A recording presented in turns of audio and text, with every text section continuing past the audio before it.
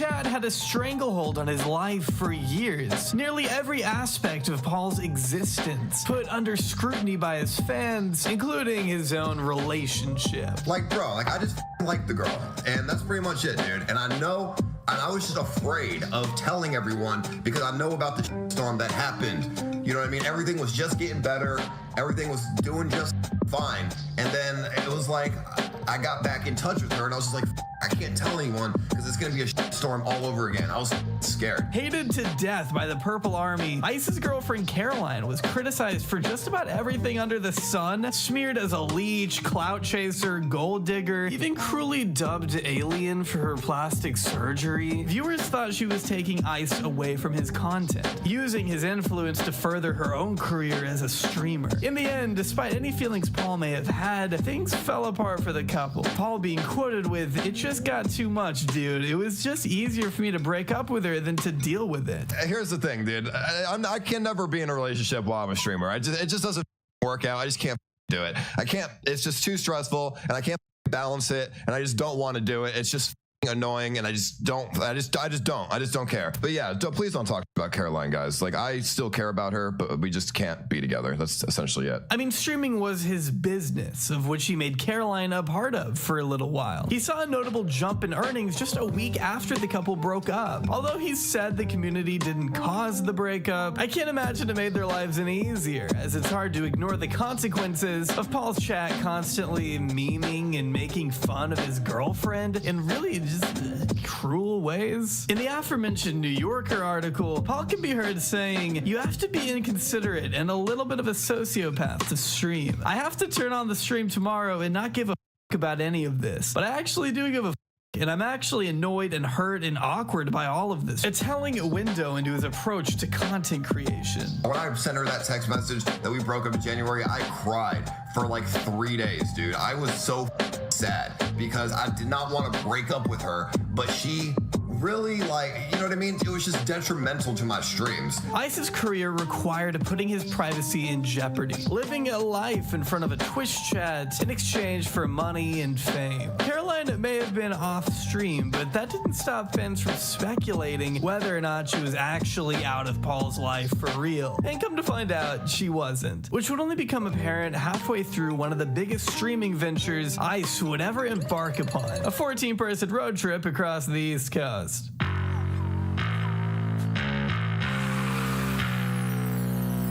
is a 14-day trip so far, so we'll see how this goes. We got 14 people, 14 days. Are you serious?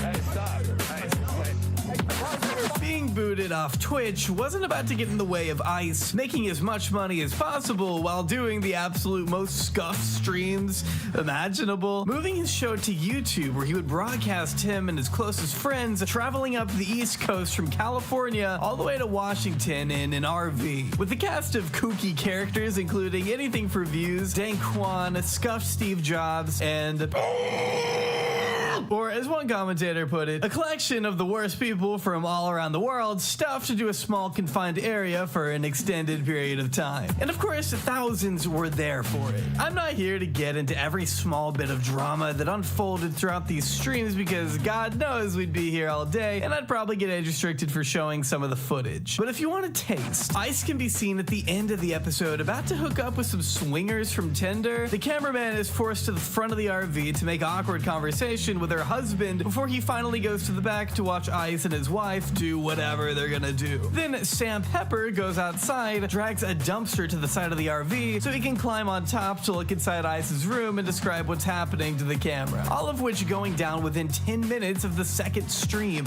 What the is happening? It wasn't until a few weeks in that the real drama began between Ice and his fans themselves, when it was revealed through a girl named K-Bubbles that Caroline and Ice had never actually broken up and had actually been in an open relationship for months. This sparked yet another saga of fighting between Ice, Caroline, and K-Bubbles that all culminated with him revealing he had relations with both girls at the same time, and that it wasn't a big deal. This is what's going on. I'm fucking Caroline. This girl. I'm fucking a lot of girls. That's pretty much it. I mean, it's not really that big of a deal. On principle, Paul shouldn't owe his fans anything. As much as there should be a degree of separation, ICE never allowed one, and as a result, felt the consequence of his private matters unfold in a public setting. What I mean is, finding out that Caroline and ICE hadn't broken up led to more distrust between him and his fans. Of course, this never should have been his fans' business to begin with, but because it was, the transparency he had strived to build over the course of several years was slowly crumbling. His chat felt betrayed. They didn't like anything being hidden from plain view. A warped dynamic between creator and fan that ultimately goes to encapsulate Ice Poseidon's entire brand, for better or for worse. Hi, my name is Paul Danino, otherwise known as Ice Poseidon on the internet. I'm making this video as my apology to Twitch in the hopes that somebody will listen. After a couple years of avoiding headlines, Ice Poseidon quietly fell back into a slower streaming schedule. After reflecting on the long-standing toxicity of his community, Ice showed a desire to change his content for the better. Uploading tamer videos and streams to YouTube, he even published an open letter to Twitch asking for a second chance on the platform. He believed that after years of streaming on Mixer and refining his community, his content and demeanor had changed enough that he should be let back onto the platform he had started on. 3 years ago, I was banned on Twitch for enabling a very toxic community. And a toxic community that has affected the industry, myself, my friends, and other creators as a whole. My mindset now is completely different to what it was 3 years ago. And I found out after reforming my community and changing the actions that I do, I have found happiness again in streaming. Happiness that I haven't had in over 2 years. I've learned a lot in the past couple of years, and I've been a streamer for almost 5 years now. And I'm please asking Twitch to just give me a second chance. Well, compelling to some, Twitch never responded. But still, it was nice to see this new side of him. At the time, it seemed as if he had finally matured after all these years. But little did anyone know is that everything would change at precisely 11 a.m. on January 30th, 2022. The famous live streamer Ice Poseidon just scammed his followers for up to $500,000, and I'm gonna prove it. Earlier this year, YouTuber and crypto scam watchdog CoffeeZilla published a revealing video on Ice Poseidon and the questionable nature of his recent endeavors. Well, questionable nature might be a little too generous. You want to keep the money that's not yours, that you took from the project, even though you failed to deliver. I mean, I'm not really sure what you want me to say, but yeah, I could give the money back, but I'm going to look out for myself and not do that. In this day and age, it's hardly uncommon to find streamers and YouTubers taking advantage of their fans with transparent crypto pump and dump schemes. What with crypto still being so new, the government has yet to impose limitations on what you can and can't do to make a quick buck. A lack of sufficient regulation that's led to infamous rug pulls across the internet. The worst of which being YouTubers aiming such rug pulls at those who support them the most, their fans. Well, cue Ice Poseidon. After his ex-bestie Sam Pepper got busted by Coffee for masterminding the infamous Save the Kids scam, Ice was apparently there to take notes. Not on how not to scam his fans or even how not to get caught, instead of following Sam's blueprint almost to a T, and was hardly subtle about any of it. After going on the record promoting a long-term project he seemed to have a lot of faith in, CX Coin, named after his network of the same name, was of course revealed to be an absolute utter and complete scam. Don't take my word for it though, he basically states it better than I could. It looks like the coin got rugged. You know anything about that? I mean, not rugged, but I mean... Well, someone pulled all the liquidity out. That's a rug, right? That would be a rug, yes, but there is still liquidity in there. 40K got left and 300K got ripped out or something like that? Yeah, I mean, that is exactly what happened. Right. Are you laughing? I mean, is that funny? I mean, no. Before getting into the numbers, though, let's just hear this guy out, okay? He says he didn't actually market this thing to any of his casual fans, only people in the cryptosphere, as he put it once he was found out. It doesn't matter who is affected, it still doesn't change what it is, right? I mean, am I going insane? But then again, ICE being a shady guy running scams on the internet really isn't anything new. Ice Poseidon has a history of openly scamming people and being super honest with it. He even went on stream one time just fully admitting to a Ponzi scheme he was running. In order for the investors to make their money back, what we do is we grow the company to a certain point, and then we have other investors come in, and obviously they invest their money as well, hopefully more than $2 million. And then obviously when we get more than $2 million invested, the other investors will get their $2 million back. That's not a Ponzi scheme or a pyramid scheme. Okay, I don't really know how to explain it, because I didn't explain that very well, I guess. That is the textbook definition of a Ponzi scheme. I know it may seem weird, but I used to be a kind of a bad person on the internet when I was younger, dude. I had this thing where it was a phishing site, and I phished credit cards. I didn't do anything with the credit cards because I was like afraid of going to jail. My ears would pop over going on a hill. But we did it. We also, Gray, you remember what we used to do? I don't know if you want to say it. I don't know what you're talking about, Paul. All right, I won't. I like to get away with the things I do, not brag about it. I mean, that was 10 years ago. I don't think we can get arrested anymore for that. But it doesn't. We never used. Never mind. I never used a credit card, but yeah, I know how to get on the deep web, dude. In a subsequent final statement made after Coffee's initial video, Ice Poseidon proceeded to double down on his decision to pull a portion of his hefty investment, being $300,000, because it was, quote, the right thing to do, out of fear of it being devalued, which of course doesn't make any sense, as stated by Coffee. When I asked Ice Poseidon where he was going to put the money that he took out of the crypto markets, he told me he's going to put it in the crypto markets. Invest into crypto, Ethereum, mainly. He had to take the money out of the crypto markets because that's a terrible investment, and the real place to put the money is in the crypto markets because that's where the big money's at.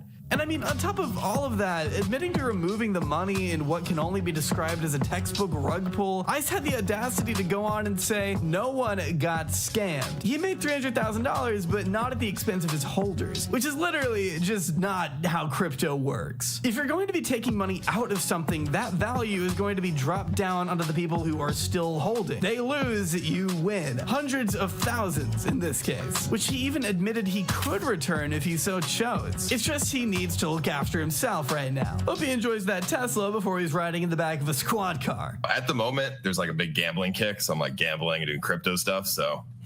Are you figuring out Crypto and gambling the same thing? I mean, yeah, they're similar.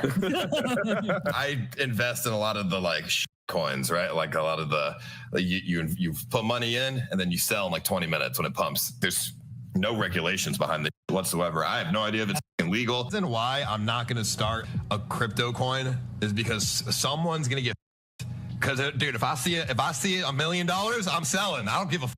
I'm not going to be like, I'll hold for you guys, bro. I see $1 million in my portfolio, I'm out. The cautionary tale of Ice Poseidon is one with many ups and downs. Going from an introverted RuneScape streamer to one of the most iconic, recognizable IRL names across Twitch and YouTube, etching his name into the streaming history books and being respected by numerous high-profile personalities up until recent. I don't think Ice's story had to end this way. Had he just set up more boundaries with his fans and been more diligent about moderating the toxic sides of his chat, there's a big chance he could have even stayed on Twitch, not gotten swatted as much, and gone down as one of the greatest to ever do it. But that hasn't exactly been the case. Paul isn't that kind of person. His true colors have finally been unveiled. While his influence on Twitch and the larger streaming zeitgeist is hard to deny, Ice's already controversial reputation may have finally been put to rest by following in the shoes of notable shameless scammers to come before him. Saying he wants to change, then taking the low road and adding to his already ungodly, robust bank account in the most reprehensible way a person can. It didn't have to end like this, but because it has, I don't think Ice Poseidon should be remembered as anything else than a deceitful rat who will throw even his most ardent supporters under the bus if it means just a 1% uptick of his net worth.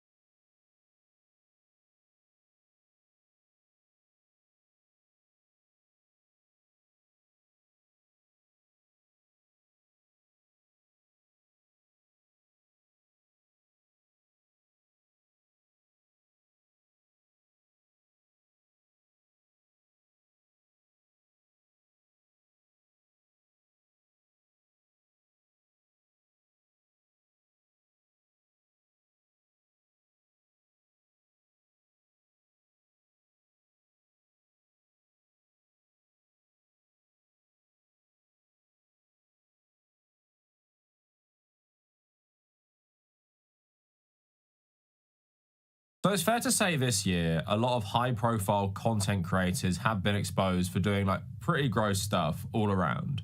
And of course, today the focus is going to be on Dr. Disrespect. But I also want to talk a little bit about, you know, I Am Alex and even like Vosh in the past. And the point of the video is more to talk about the fans and why people will go to certain lengths to defend people when if it was anyone else, they'd have no problem with saying what they did was creepy, gross, illegal, whatever. What conditions people to do that? And I really want to get into that today, just as a lesson to people that they shouldn't do this. The amount of defense I've seen for Dr. Disrespect from his fans, or just like trying to cling on to any hope he hasn't done something really bad, is just like blowing my mind. Like they're even going as far to say, well, if the person he texted was 17 and a half, that's actually not too bad compared to if they were like 13 or something. Like that distinction to them now apparently is a massive difference between if they like him anymore or don't. Even though this was a 35-year-old man at the time with a wife and a kid, cheating on his wife and then messaging a minor using Twitch's like Whispers feature, right? Apparently that's not enough to not like this guy because, as we've spoke about many times on this channel, you've heard it a lot, parasocial relationships. And I'm just going to dive straight into this one. I'll skip the bits about promoting my channel on Patreon, but yeah, you know the drill. Go check out the social medias, support me on Patreon if you want. And on that note, because I'm talking about content creators, let's talk about myself. So how much do you actually know about me, viewer? You might be someone, and it's likely you've never seen any of my content, so you know absolutely nothing about me. You might have been subscribed for a month. You might have been subscribed for 6 months. You might have been subscribed for 5 years. You might have been a subscriber on Patreon for 2 years. We might have spoke in Instagram DMs. We might have spoke on Discord Messenger or something like that, right? And that's a relationship a lot of people will have with content creators.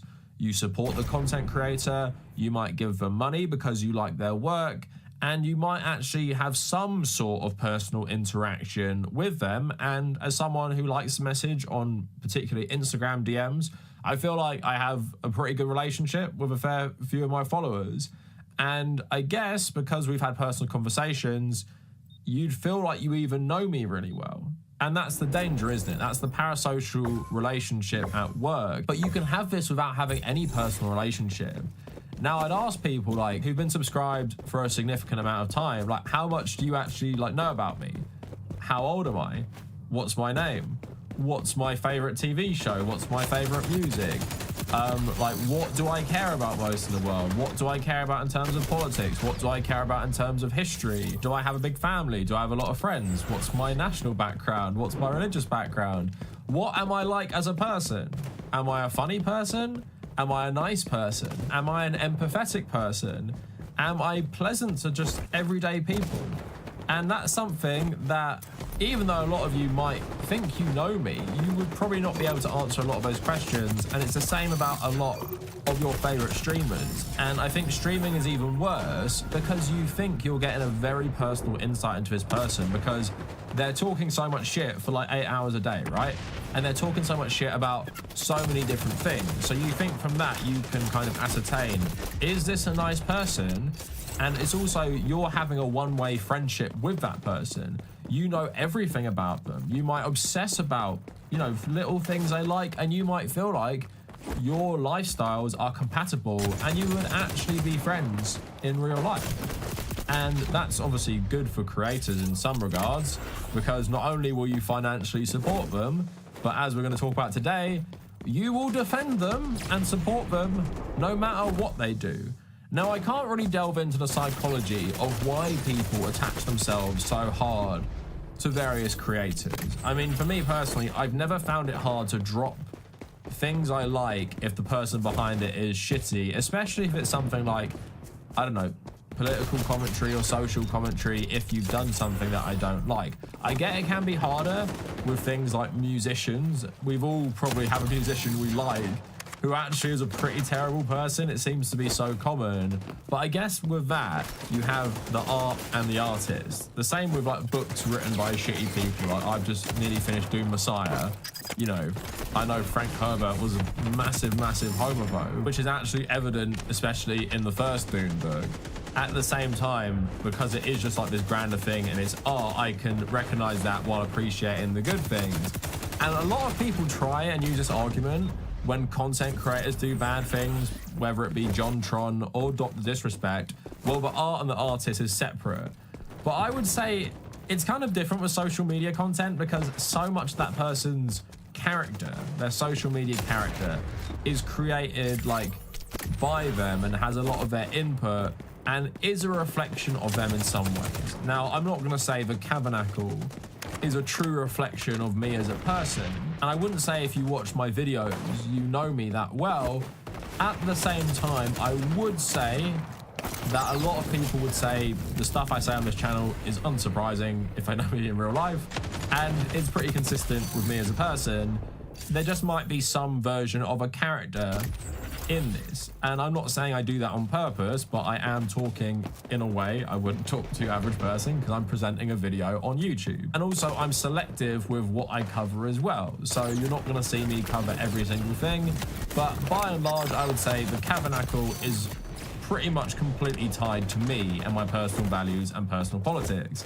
So if it came out that I was a terrible person for whatever reason, could be something like just treating people horribly, or it could be something like a lot more serious, I would say you can't remove the Tabernacle, and especially in regards to streamers who plan their content far less than I plan mine and are far less selective. You cannot say you can separate Dr. Disrespect, even though he is playing like this character, from the guy himself, the same way you can't do that with most streamers. As we're talking about today, you just shouldn't go and defend these people like you know them for whatever reason, because at the end of the day they would never do that for you because you're just some random person to them and they have no attachment to you. So why do you go out of your way to defend them for pretty much indefensible stuff? So let's talk about the recent stuff that's been going on with just like general content creators. So MWIII is a pretty clear-cut case because here was a guy who was very abusive to one of his old girlfriends. She comes out with like literally all the receipts, videos of him on phone calls saying terrible shit, text messages. There is no basically debating this guy was a horribly abusive boyfriend, right? And obviously popular YouTuber around for a long time. You didn't really see anyone go out of their way to defend him because the evidence was so overwhelming.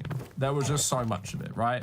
So that's one case where people's parasocial relationships with MWIII, or even like, you know, commercial collaborations because he worked with other people on YouTube, no one defended him. Part of it was there was no way you could twist the evidence in any way to make it look like he had any standing in that. So now let's talk about like the Vosh drama that happened this year as well. So I haven't checked my analytics, but before this all started, I know a lot of my own audience watched Vosh. Don't really know why they watch both of us. I don't think they're that similar. I just want to kind of show you it doesn't really matter about the politics of the people. Like Dr. Disrespect is like more conservative, has a lot of conservative fans, right? Vosh presents himself as a left-wing person, has left-wing fans, and I don't need to remind most people what happened is he was streaming himself and opened a folder of pictures he had saved, and yeah, there was some really gross shit which I saw circulating on Twitter, and a normal person's reaction would be to see that, and if they're even aware of him, they know he's had loads of controversy with just talking about this kind of shit for years. And if you put that together, to most normal people, you'd be like, yeah, at the very least, this guy is a massive creep, which is pretty much what I said about it. And people were going insane about this. People were saying I was basically playing into some like right-wing narrative, demonizing the LGBT community as predators for saying that, yeah, a guy who talks about this stuff and saves pictures to his private folders of very suspect stuff is a creep. And that is actually the reaction of most people. And if you weren't terminally online and had an insane parasocial relationship with this guy, there is no way you'd defend him. There is no way you'd defend someone who did that you didn't have any attachment to. And I guess, you know, most people could say, well, the people defending him, they're all into that stuff as well. and they all agree with him. Like, they're actually the same as him. And I guess you could say that, and I don't know what percentage of his audience or his fans who stuck with him would actually be like that. But then we have to go beyond that to think that there is a significant amount of people, could be the majority, I'm not sure, that actually, if it was anyone else, would say it's bad. So why do they not say it's bad in this instance? And I think the best visualization of how this looked like to a normal person, I'm not saying this guy is particularly normal, but I watched Ethan Klein and his crew watching this and like reacting to it. And why I think that was helpful is that that's how like most normal people would react to this, just be like, this is really gross, right? This guy is really, really creepy and focuses way too much on this stuff, right? That's how most people would. And if you explained it to anyone in your own life, guarantee they wouldn't go out of their way to defend the person and try and get into the weeds of, oh, he was just trying to make this argument. Oh, he was just trying to say this thing. And in terms of making YouTube a viable career forever, you probably want a fan base who will defend you no matter what you do.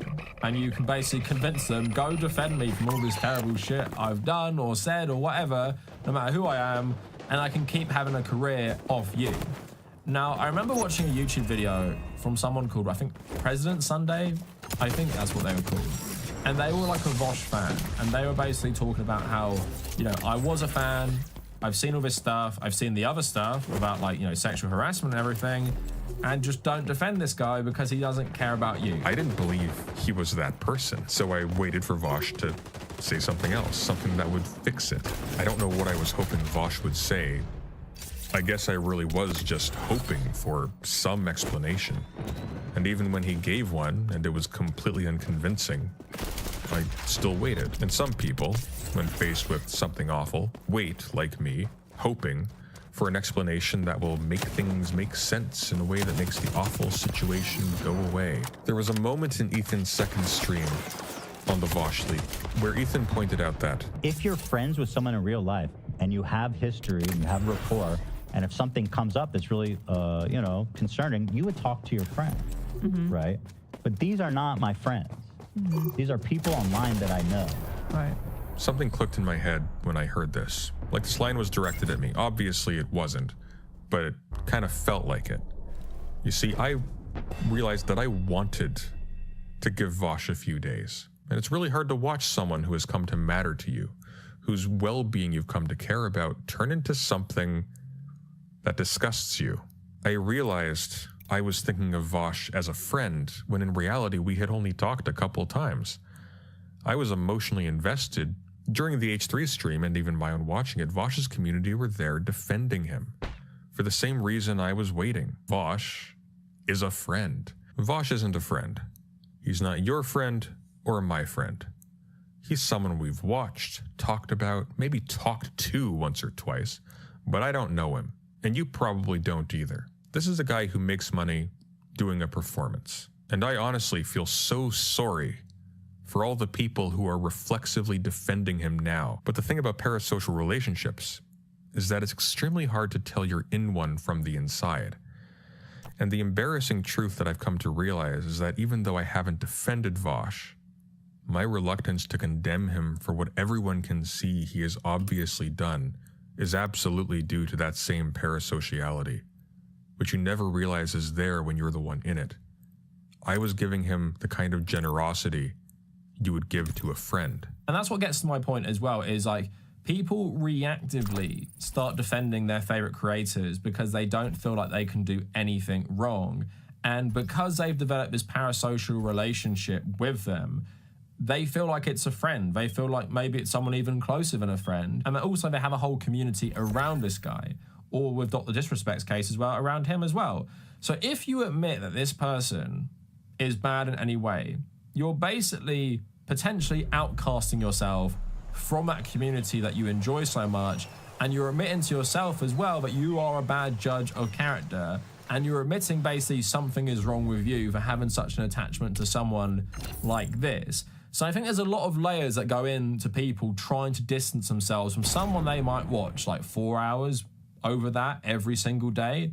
And I've experienced it with the fans of many other streamers. Like, me and Hassan are like cool and stuff, but because I made a few videos criticizing him in the past, people go absolutely insane about that, when they were honestly the most mild, good faith criticism I've ever gave of another creator. So I understand that reflex to defend people no matter what. And I hope on this channel, I haven't conditioned anyone to do that for me, because I wouldn't want you to do that. Like, this channel is me. These are my opinions. If you like them, that's good. And even right now in this video, I know a lot of people get mad I even brought up the Bosch stuff, but that's just my opinion. If you don't like it, you can go. I don't care if you watch my videos or not. Like, I don't know anything about you. You leaving a comment right now saying I'll never watch you again, it means nothing to me. And that is how most content creators feel about viewers who, I don't know, are outraged, because most of you I don't have any relationship with. I don't know you. You haven't commented on this channel a lot. I wouldn't even recognize you popping up. And unless we message significantly on some other platform, like, I really, really wouldn't care. And that's why I like the President Sunday video, because he outlined that in terms of Vosh. Like, most creators don't care about their audience on a personal level. Like, we care about the audience. And like, I'm grateful to my audience, like this collective that keeps changing, for supporting me. And I'm more grateful, of course, to people on Patreon. But again, I don't know anything about you, and I don't know how many of you are left from when I started. I don't know how many of you filter out. You know, I lose subs every single day. I just gain more subs. I don't know who stayed around all this time, and it's better for me to not get invested in you guys, because then that relationship hinges on, do you like what I say still? And I don't want to have a relationship like that. I'd rather have a relationship with, you know, my real friends, where it's not based on stuff to do with politics. So although it can seem insane when you're getting like legions of people like actually arguing with you that you're wrong to think what Vosh showed in the stream was like, you know, creepy or something like that, you have to try and get into the mindset of these people of why they will do that no matter what. Like, sure, lots of people will be very suspect. Lots of people defending Dr. Disrespect will be very suspect, and probably don't hate what he did and think it's morally okay. But also, we have to admit that a lot of people will also just be coping, basically, with their community and their favorite streamer not being who they wanted them to be. Now, let's move on to Dr. Disrespect, because I think this is another good example. So Vosh was like a more left-wing example. Dr. Disrespect has a lot of conservative fans. And a lot of conservatives and TSJW types were jumping out of the woodwork to defend him straight away. Now, if I guess you're not on Twitter or don't follow tech news or whatever, you might not know what happened with Dr. Disrespect. Basically, he had his Twitch contract terminated 4 years ago. No one ever knew why. He said he didn't know why, and then he said, I plan to go on the offensive. It's pretty clear Twitch made a settlement with him where no one would basically talk about what happened, and maybe NDAs were signed and they paid out his contract, right? And then recently someone tweeted about why this happened, and this is just all blown up again, culminating in basically Dr. Disrespect admitting to it, which is absolutely crazy, after putting out statements which seemed like just like written by a lawyer. So on Twitter, he had a long statement. Basically, this is what it said.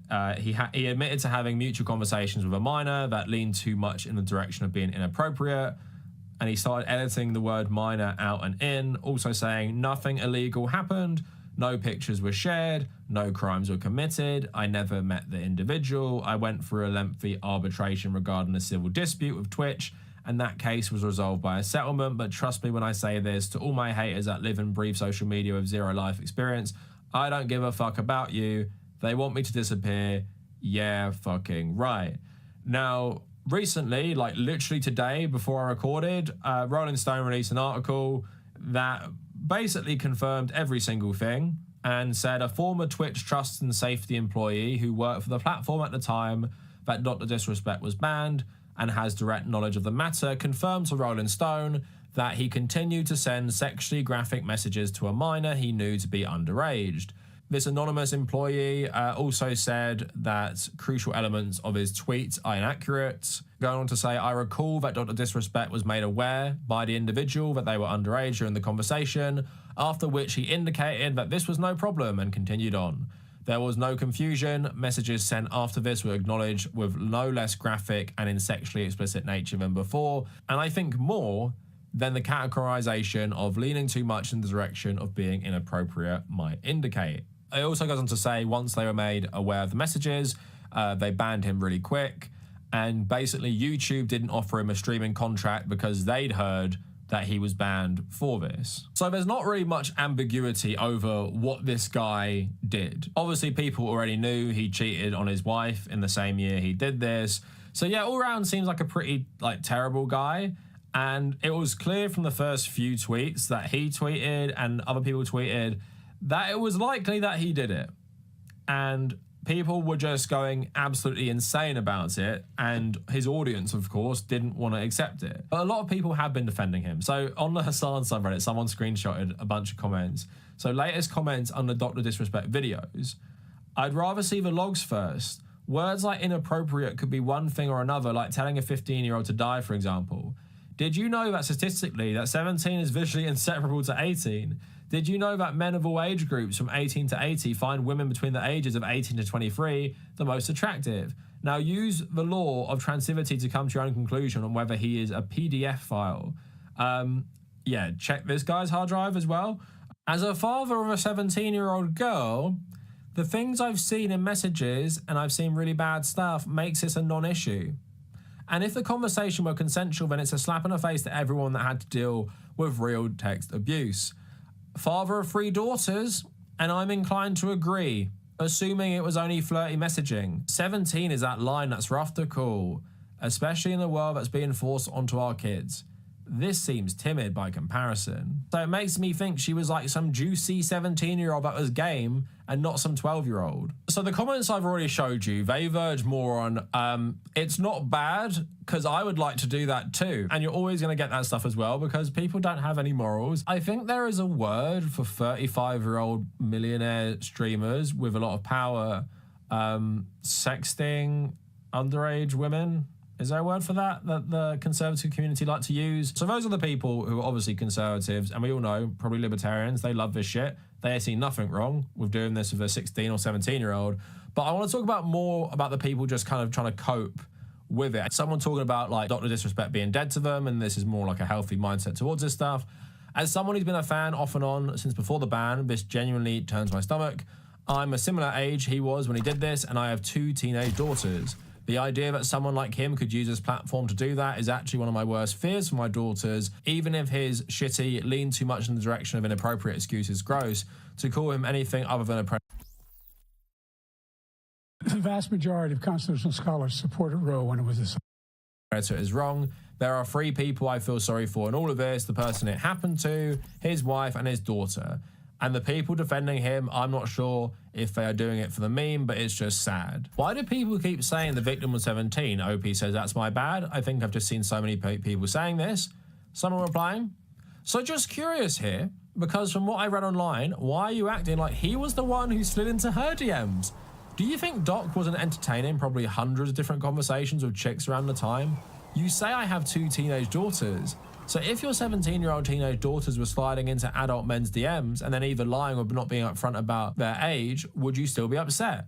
I'd be more annoyed at my kids at that point, but if she told him and he continued, now we have a different ballgame. If he did what everyone claims he did, then I will agree with what everyone is saying. But we really don't know what happened, what was said, what borderline inappropriate means. Put it this way, if he did do something illegal, he'd be in cuffs right now. Not the way it works. If he attempted to do something illegal, he would still be in cuffs. No one knows what actually happened, and everyone is just jumping on the bandwagon right now. Let the air clear, let the truth come out, and then make an educated decision based on the fact. Don't just agree with everyone else, regardless of what side you fall on. This is what social media does. It twists and skews the truth to something else to garner attention. I'm not saying he's innocent or guilty. I mean, I'm saying make an educated decision based on what actually happened and not based on someone's interpretation of a Twitter post. They need to release the chat logs and evidence. There must be some kind of proof or screenshots of the full conversation. The whole situation is weird. Why did Twitch pay out his contract? Why has he been allowed to literally bash Twitch ever since the incident happened with no legal problems? And why was there no criminal charges? We don't know the full story. I assume that this was just another attractive female who was trying to seduce a popular millionaire streamer. It worked. Not surprising, but we don't know when her age was ever discussed with him. Maybe he ghosted her after finding out she wasn't 18. I'm about Doc's age, and I can't tell how old some of these girls are. And they're walking down the street, 16, 17, 18. Maybe he didn't know her age just by looking at her pics. I don't know. I'm still waiting for all the facts. So those people trying to like poke holes in people being like outraged or like stopping becoming fans of Dr. Disrespect is just reminds me of so much of this shit I've always seen. And like I said, you could just say these people, and it does seem for like a lot of them, there is suspicious intent about them trying to make themselves feel better about their own views about this stuff, that it actually isn't that bad to do that. That's one element. But a lot of it is kind of like, you know, I will agree it's terrible if we see more evidence, and you have to make an educated decision based on the evidence. And if everyone knew, why didn't everyone say something? And how come he was allowed to still say terrible things about Twitch? Like, didn't he sign something? And, you know, they know the answers are quite obvious. Like, if he had a contract, they paid him out, they terminated it, there's probably a lot of legal stuff signed around it, so no one could talk about it. Probably part of the settlement was him not letting them talk about it because he knows it would, like, kill his, like, whole career, right? There's loads of, like, very rational reasons why no one would have spoke about this until it came out now, right? And it's not all, like, a big conspiracy, and he must actually be innocent, especially when he admitted it as well. And a lot of these comments come after he admitted to doing it. And in no point did his statement say, I didn't know how old they were lying, because he knows it will come out that he did know, because it has come out he did know. It came out today. He did know, right? And that, of course, is the main point, isn't it? If this guy was very innocent or he'd been catfished by someone who was 17, that's the first thing he would say. Of course it is. He put out a lengthy statement wrote by a lawyer saying, yeah, although technically I did this, this is why I did this. It was an accident. You know, I'm terrible for cheating on my wife or whatever, but I didn't know. This person tricked me. But that's not what happened, is it? Because he would have said that straight away. And that's what people need to realize sometimes. I know we're all so stupid these days. If someone doesn't come out defending themselves, guns blazing, or takes the time to write a proper statement and then talks about the legal action they will pursue to dispute these claims. But you see there, they're grasping at straws. And it reminds me about arguing with like Vosh fans about this when I called him a creep. That it's like, they will take anything. Oh my God, that drawing was of someone who was this age. And oh my God, he said this and he meant it like this. And it's just like, they're grasping at anything. Because like I said, for a lot of these people, they see Dr. Disrespect, they see their favorite streamer, content creator as a friend. And they see it as someone you have to defend, and surely not. Surely the world is just out to get this guy, and he's been misinterpreted. Surely he was catfished. Surely it's Twitch trying to cancel him. Or you have the other people doing, you know, I have teenage daughters, and I don't actually think it's bad for 35-year-old men to be texting them at all. Not least millionaire streamers sending them like explicit messages. We're obviously all conditioned with like different morals, but I think the backlash to Dr. Disrespect being overwhelmingly negative shows that at least there are some things people generally agree on in the gaming community. It's just funny how slow they are to believe this stuff when it's pretty obvious. Like, sure, are there cases where stuff comes out and it's like more complicated and you shouldn't jump the gun? Yeah, of course. When there's certain stuff and then some guy puts out a statement like he did, and even the way he was tweeting about it before the statement, it's very easy to see like what happened, and you don't have to dispute with people like the severity of it. Like, oh my God, was she 15 or 16? Oh my God, was she 17 and a half or like 13? We must know these things because it makes so much difference. But does it really make so much difference? Once you get into technically it's not illegal, you're in bad territory. Ever find yourself thinking that, like grasping at straws to try and convince yourself your favorite streamer or YouTuber hasn't done anything wrong? You really have to look at yourself and look at your unhealthy relationship with celebrities who don't give a single shit about you. And they just don't. And I'll tell you that as a fact, and I'll tell you that brutally honestly as someone who's a content creator myself. I like the support, I like the nice interactions I've had with people.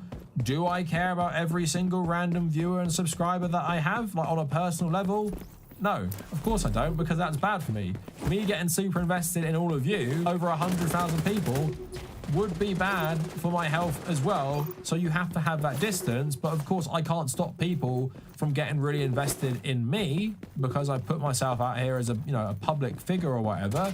And that's just the nature of being a content creator. But yeah, you should feel this way about content creators and realize your feelings towards them will never be reciprocated.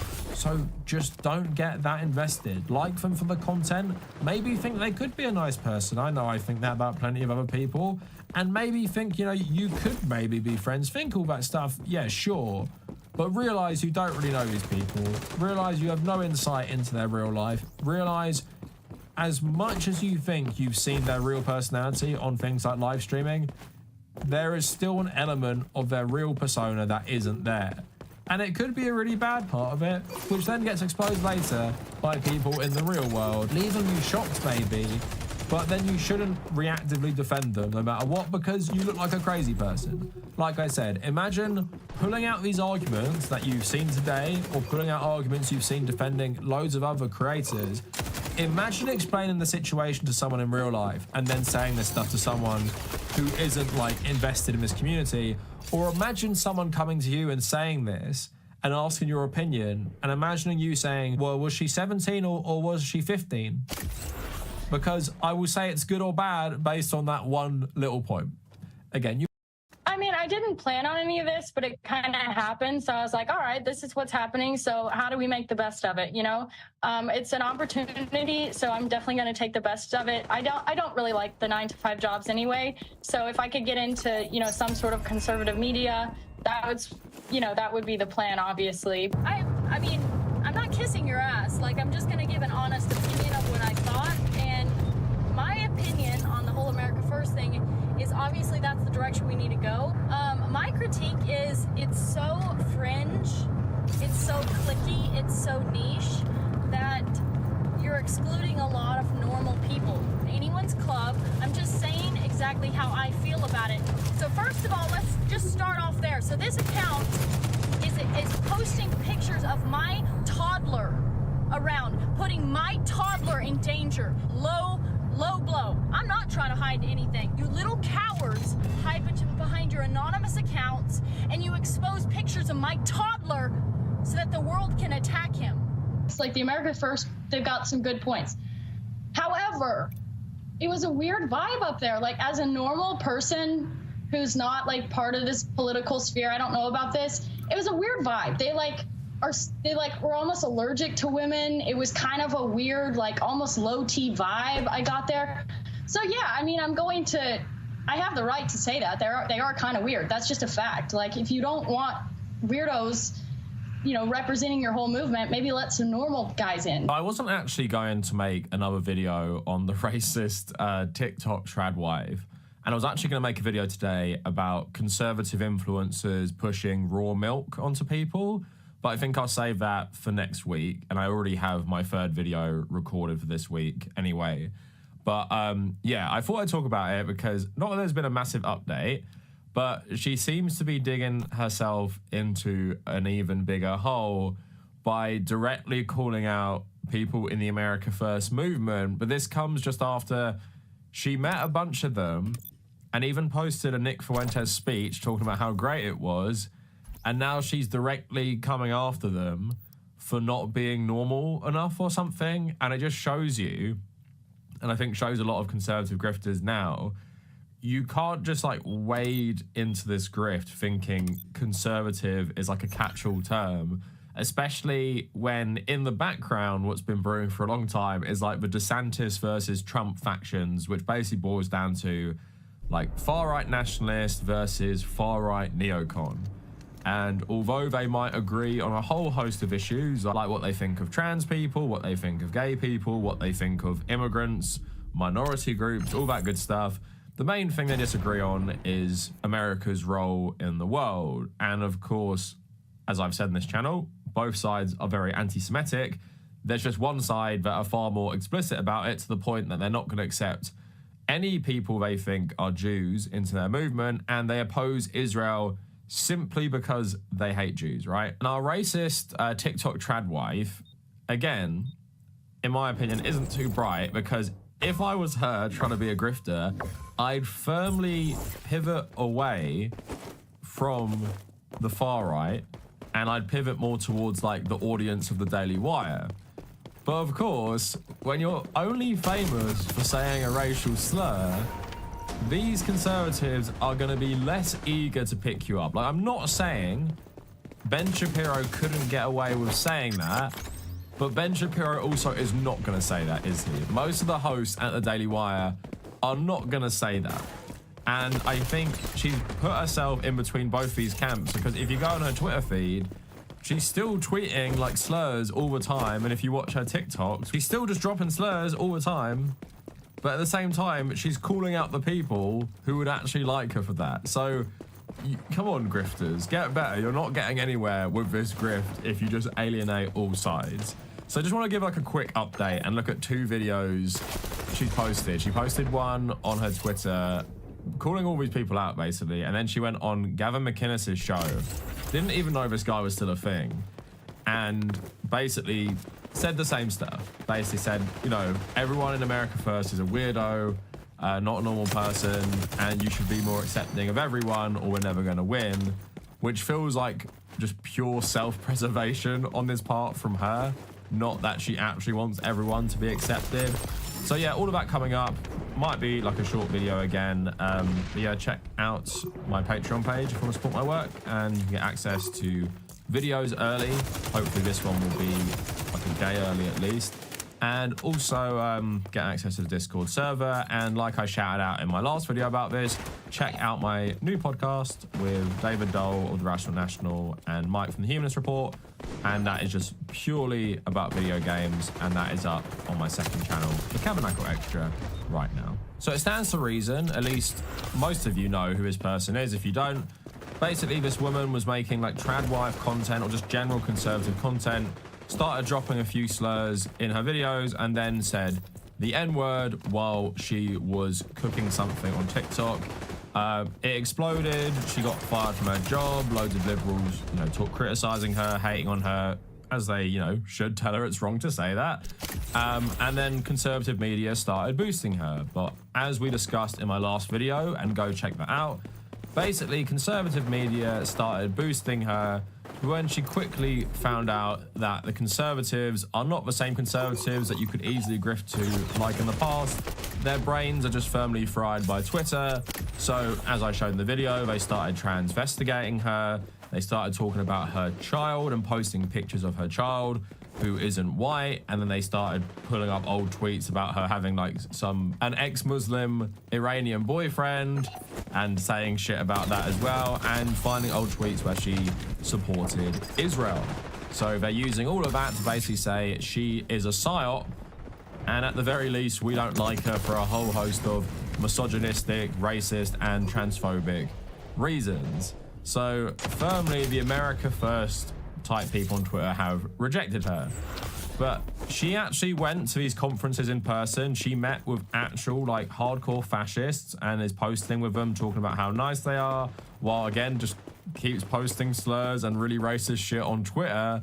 But then also she met the people, or the types of people who've been trolling her online, and she made a 7-minute video talking about this. I might stop this in the middle, but I'm going to play some of you it now and just talk about this, because she's complaining about the harassment she's been getting, and she's complaining about the safety of her child, which of course I understand how dangerous being a public figure can be, especially in regards to the safety of your children. Did this person maybe think to keep their child safe, they shouldn't become a conservative grifter who's only famous for saying like the worst racial slur? Like maybe, but let's have a look at this video. So, like, you know, like this all blew up overnight, and I kind of got thrown into this whole scene. So I was like, okay, I better go up there and like, you know, meet some people and talk to people, see the different opinions, and just learn. I'm just learning at this point. I'm like, you know, I'm like one of the normies that's waking up. First we went to Turning Point. I thought Turning Point was kind of lame, to be honest. It was very low energy. We weren't there for that long anyway, but I mean, it was cool. Like, I'm not throwing anybody under the bus. Everybody there was really sweet. We met a lot of solid people, like good, working, hard-working American people. Anyway, we left there, and then we went to AFPAC, and it got, it got canceled and whatever. So a lot of people are mad at me because I'm kind of going hard. Like, they think I'm really, like, hating on the, the America First movement. I mean, I'm not kissing your ass. Like, I'm just going to give an honest opinion of what I thought, and my opinion on the whole America First thing is obviously that's the direction we need to go. My critique is it's so fringe, it's so cliquey, it's so niche that you're excluding a lot of normal people. Most people don't know who Nick Fuentes is. Like, you've got a good message, so you just need to figure out how to, like, get more people involved, And I think you have to do that by, you got to stop being so cliquey. Like, I mean, if you want to be a clique and you want to have your little frat, like, that's cool, but you're not really going to make any difference in the country in the long run because it's fringe and it's a very, very small group of people. So it's pretty clear this person hasn't studied how to be a conservative grifter 101, not least because they actually said they wanted to quit their 9-to-5 job to become like a conservative media personality, but also now, like I said, you've become famous for saying a racial slur, so you've already narrowed your horizons in the conservative grifter sphere. Then you're going to Turning Point, and you're going to, like, an America First thing with all these fascists who actually would like you for doing this, and you're calling both of them out for being first boring, and then for being a weird clique, but saying, like, you agree with their message.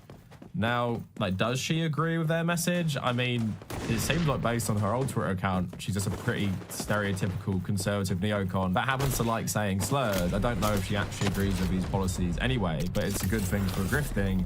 But if you're gonna grift in that direction, you can't then just be calling people out. And it's just so funny how she just doesn't understand what she's gotten herself in for. And I would have more sympathy if this person just didn't have a history of just being terrible. Like, as you saw in that video where she says the racial slur, that's not the only thing she talks about. She talks about immigrants fresh off the boat. She says loads of racist shit in the video before she gets to that. I think a lot of people miss that part.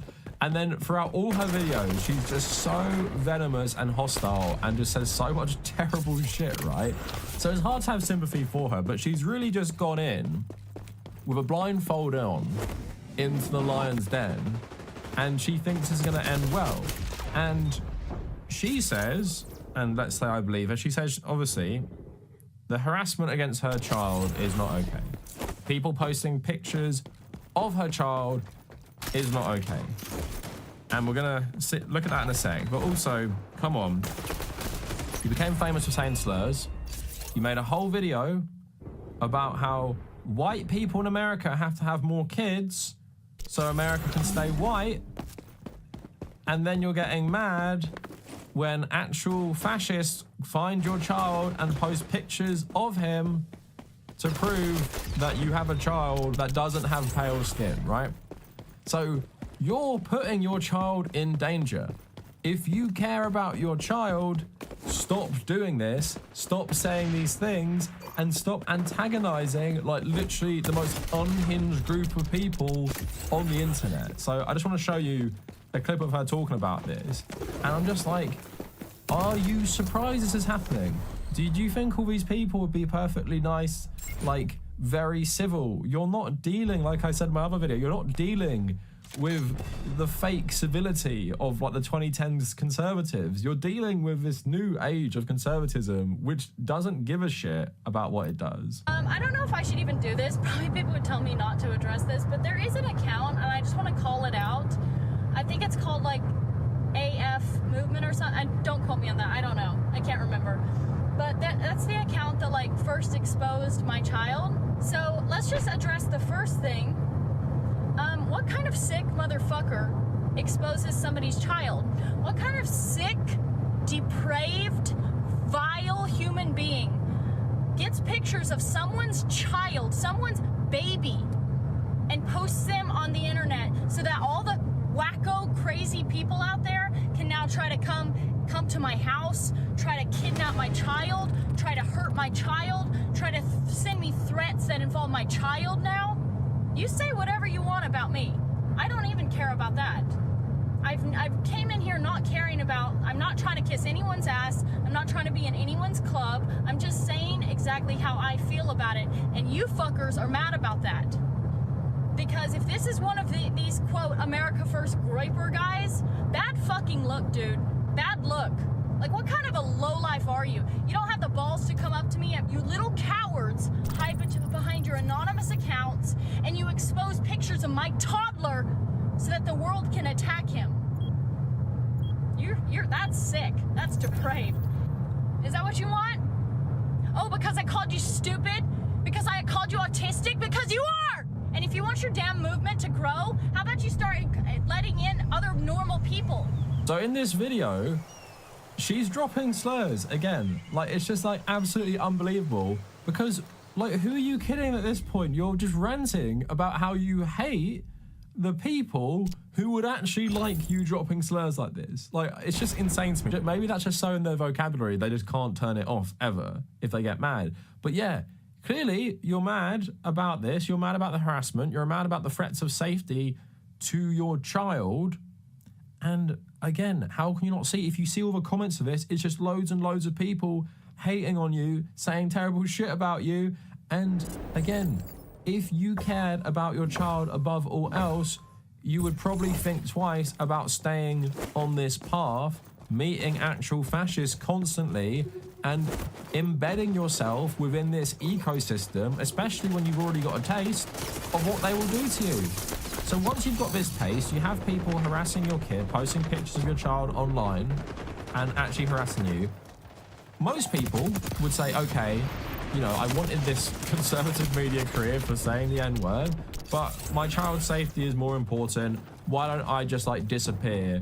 Or why don't I stop engaging with these people? But she's just online, constantly tweeting, going on interviews at the moment, doing all this stuff. And it's only gonna get worse. You think drawing more attention to yourself is gonna make it better. And here's the thing, you're not gonna be a successful media personality anyway. I can tell you that for free. So you're just putting your kid in danger and you're not getting the benefit. Are you so blinded by clout that you're gonna sacrifice your kid for this? And of course, yes, someone who got famous for saying a racial slur and doubles down being even more racist, do I think they're probably like not a nice person? And maybe they might do other bad things, then yeah, sure. But at the same time, like I said, the lack of self-preservation here, or the lack of taking their safety into account, especially as like a woman going into this like insanely misogynistic movement as well, I just don't get, to be honest. And I just, you know, is the drive for clout really worth it, no matter like what side you're on? Now, she's actually been doing more interviews, and I saw this just before I came on. Like I said, I didn't know Gavin McInnes was a thing, but again, loads of people like just hating on her, and she's trying to be like an edgelord, saying like all the slurs again. I don't know who this is for at this point, but she does make a comment about the America First people, so I just want to play you that. Liberals all hate you because you're popular and not ugly, and that's the worst for them. I think the worst thing you can be as far as censorship and attacks, most over the target, is attractive to young people. That's the DNC's nightmare. So that's when they really pull out the big guns. But now you're also getting attacked from and then the media normal right is mad you went to AFPAC and associated with groypers. But now the groypers are saying all kinds of shit about you. Like a picture with an Israeli flag, and they say you have a mixed kid. And what do you say to those accusations? Well, I mean, okay, I don't care who it pisses off, and I've got the right to say it. When I went up there, like, there was a lot of cool dudes. They have awesome points. Like, the America First, they've got some good points. However, it was a weird vibe up there. Like, as a normal person who's not, like, part of this political sphere, I don't know about this, it was a weird vibe. They were almost allergic to women. It was kind of a weird, like, almost low-T vibe I got there. So, yeah, I mean, I have the right to say that. They are kind of weird. That's just a fact. Like, if you don't want weirdos, you know, representing your whole movement, maybe let some normal guys in. But yeah, I can appreciate a solid critique of them. Those guys, they've never been in a fight. Like, those guys were very, you know, like posh perfect little dudes. And they need some guys in there that's more, you know, rough and tumble, that's a little bit more cool. Like, they need some help. I mean, I don't really give a fuck because I'm not part of the group, which I don't get why they care what I think. I mean, I'm not trying to join your club. I think it's... Are you cancelable? I mean, they already got me fired, so they've already doxed my address and whatever. You know, I mean, I got guns. I like know how to shoot. I'm actually a pretty good shot, believe it or not. I've got like cops and stuff, so I'm not too worried about it. And you know, it is what it is. Like, cancel me. I don't care. I mean, the thing is, out of everything she's ever said, she's not wrong in talking about like all these like far right dudes basically being like allergic to women and incels. Like, she's right there. Never been in a fight. I mean, wouldn't say that is like something to be proud of, but yeah, like, you know, the types of people this movement typically appeals to, and it's people who have issues, really. It's people who have low self-esteem. It's people who are just looking often for community, and they find it on these like online message boards or these communities. Because when you see documentaries of this type, I remember the Louis Theroux documentary about Nick Fuentes. It's just crazy how pathetic most of these people are, and how you can just link that with their politics and just like what they do generally online. It's just like so transparent. At the same time, she's saying all this stuff, and like I said, if you care about the safety of a child, she talks later about having guns and stuff. I would just say, don't do this. Like, yeah, it's funny for us to watch because it's the right wing fighting each other. But like, it seems like she's just in over her head at this point, because she thinks, you know, I am a normal conservative. I used to support Israel, support Donald Trump, support all this, you know, typical neocon stuff. I say the N-word, which most of them probably do in private, but I'm the one who's recorded myself saying it. So now I've been boosted into this far-right movement, and I think I can go in and just act like, you know, I am a normal person. I'm not actually that much into politics. I'm not into this like far-right stuff. And I'm going to tell you, far right, that you're allergic to women and you're all little prayer boys who've never been into a fight, right? It's not going to go well for you in any sense of the word, because like, the grifting won't work now. Your grifting career is dead because you've already boxed yourself in with a racial slur, and now you're saying this about like most of the people who would be your fans, to be honest. And like, what? You do like some Gavin McInnes shows or something like that. So if she does have some sort of media career, it will literally just be because like one person at like the Blaze or whatever this is takes a liking to her. But I honestly don't think she's long for a career in conservative media. And she just thought they would tolerate her, and she thinks they're going to tolerate this as well. Like, she thinks they're going to tolerate her. You know, she says she doesn't care. I'm speaking my mind. Blah blah blah. She thinks people are going to respect that. And I know conservatives pretend they love free speech. They won't do this, because even Ben Shapiro doesn't criticize America First that much. And even Ben Shapiro, after actually being harassed by Nick Fuentes, has defended Nick Fuentes, because these people know, as people who primarily only care about money, they know you can't just start just saying loads of shit about other conservatives. So yeah, that is the tragedy of the racist TikTok tradwife. This will probably be the last time I cover this person, unless they do something like, I mean, like, what else could they do to make a video on? They've already covered all the bases. So the next video will be about the milk thing instead. And then I'm going to gear up for UK election coverage, make a couple videos on that. I know people have been asking about it. And that is it for the video. Let me know what you guys think down in the comments. And if you made it this far, thank you for watching. All right, let's watch this white guy who got not hired for being white. And most companies have DEI scores, and most companies have all these different requirements, and they're openly allowed to discriminate against especially heterosexual white men. How would you know? There's something so funny about like saying this while having a Muhammad Ali like shirt on too, Yeah. like a hoodie. Not only that, but like being so confident about like what real jobs and offices are like when everyone you know is either like Tony Hinchcliffe, Bert Kreischer, or like a Navy SEAL who invented a new type of water bottle. Those are the only, or an MMA fighter. Those are the only people you know, and you're like, Joe this Rogan is what was an a- office is like. Yeah, he hasn't been in the workforce for like, 3 decades at this point. The f are you talking about? Like, I'm sure there's a ton of goofy at companies nowadays, but I don't think they like go up to you and they're like, we're not paying you because you're white. Yeah, we're gonna pay you You less. have to work for free or you go to prison for being racist.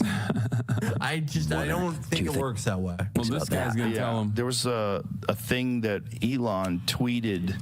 Who is this guy? Tyler Fisher? I think today or yesterday, in response to one of these things at Disney, where one of the guys at Disney like openly said, "I would never hire a straight white man." I have that on tape. You know, I have a lawsuit. Well, that's why I'm bringing this up. Yeah. I mean, so you and I talked in the green room. I'm so sick of these conservative industry plants. All right, let's see. Tyler Fisher, a guy who wasn't hired for being white, bro. Oh, it's this guy. Is this guy in the Crowderverse? He's in the Daily Wire movies, bro. Oh, right. Yeah. No. Yeah. Okay. He's the guy who always dresses up like a woman, I think, or does like the gay voice, right? He has such a annoying look. This is my least favorite type of guy. A guy who's a conservative but has the look of like a Philadelphian. He has a very Philadelphia affect, if you feel me. He looks like all these guys look like they would be at the Chapo audience at the Chapo show in DSA, Philadelphia. bro. That's what he looks like. It's quite a long story. I mean, when I started comedy and I've been doing it 20 years. So I've been on TV shows, guest stars, co-stars.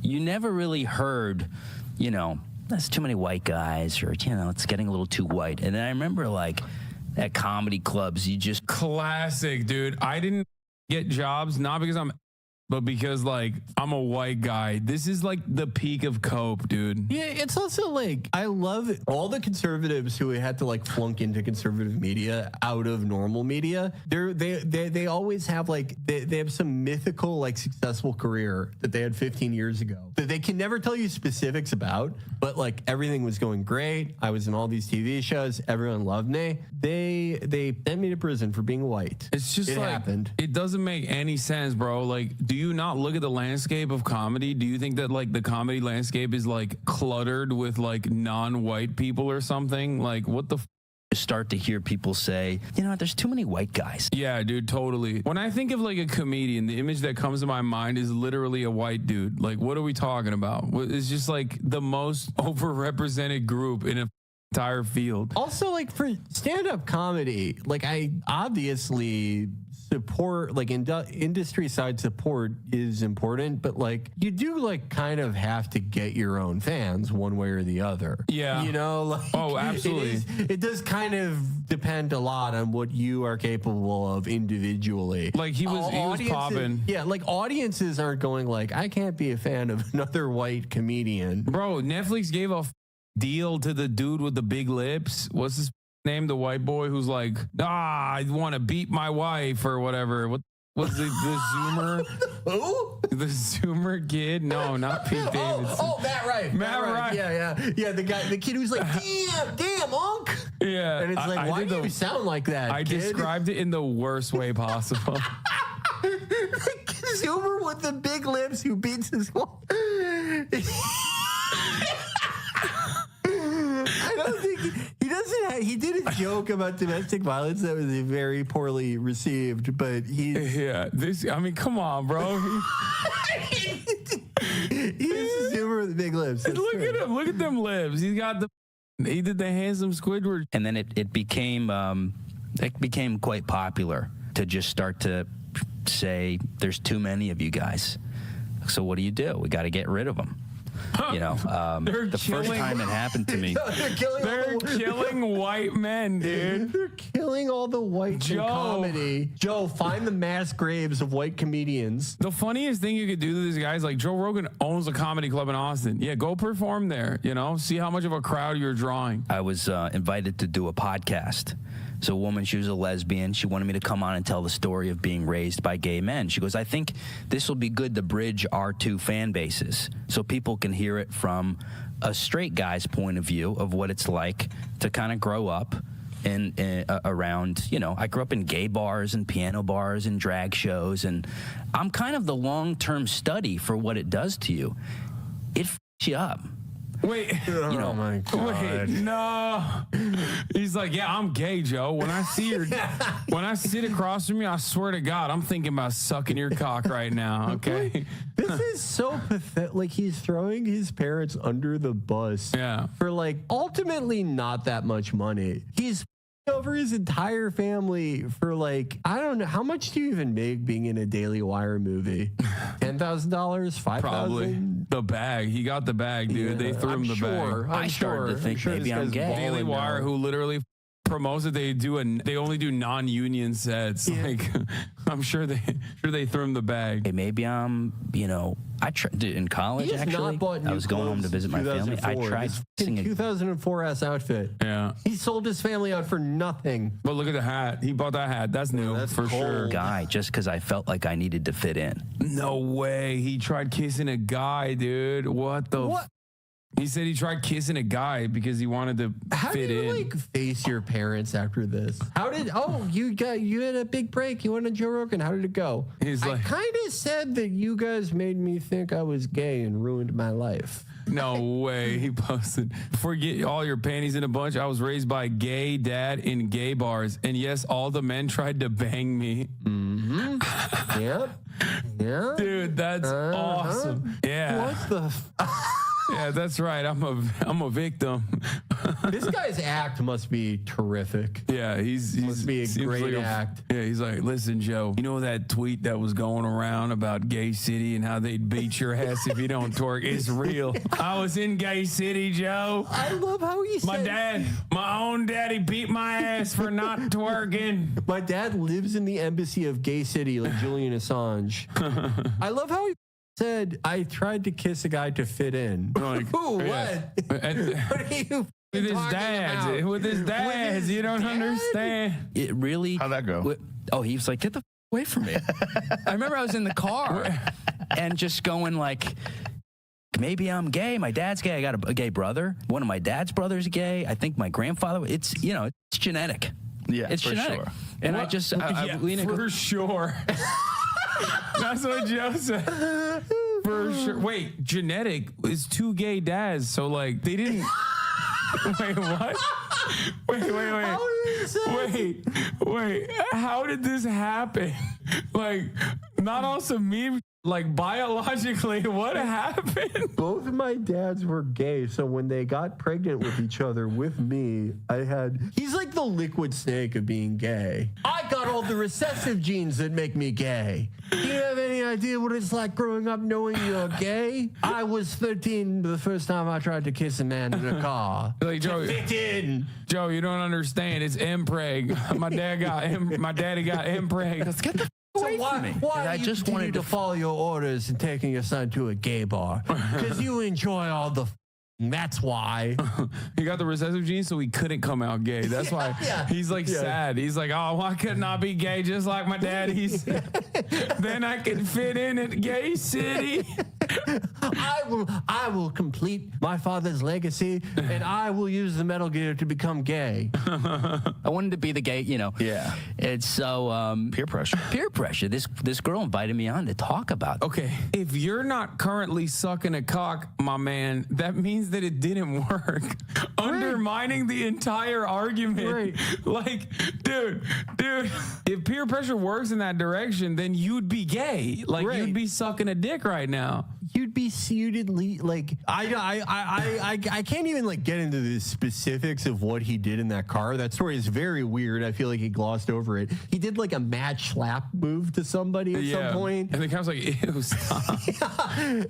But like, if the peer pressure really worked, he'd be like, "This is awesome. I love this." Yeah, he'd be fighting it. But he got turned down. He got turned down by one gay dude and became homophobic. Exactly. I just like his reasoning for stuff is so bad too, because he's like, my grandfather is gay.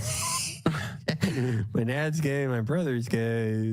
I love Joe Rogan being like, yeah, it is genetic. You're right. Like your dad's gay, you're gay too. That's how it works. For the record, my dad came out as gay when I was 7. I supported him. He's doing crazy numbers, by the way. This is, dude, selling out your family for 46 likes on Twitter. Dude. I support him and still do, but it's unreasonable to expect people to keep up with so many unwritten rules and changes. The gay flag has had more updates in the last 10 years than the iPhone's iOS. Oh my God, Banger. I can't believe anti-white racism is keeping this genius out of comedy. I know. He's got so many more bangers in the chamber, I promise. She texts me and she goes, I think this was after the George Floyd thing, maybe. And she goes, I can't have a straight white guy on anymore. That's how you know this happened. I think it was after the George Floyd thing, maybe. Was it or wasn't it? Like, this is apparently like a foundational thing that has set you on this course, that has put you in front of Joe Rogan. This is your one issue. This is your main issue. Is like that white men can't make it a comedy. You would at least like remember when it was. You would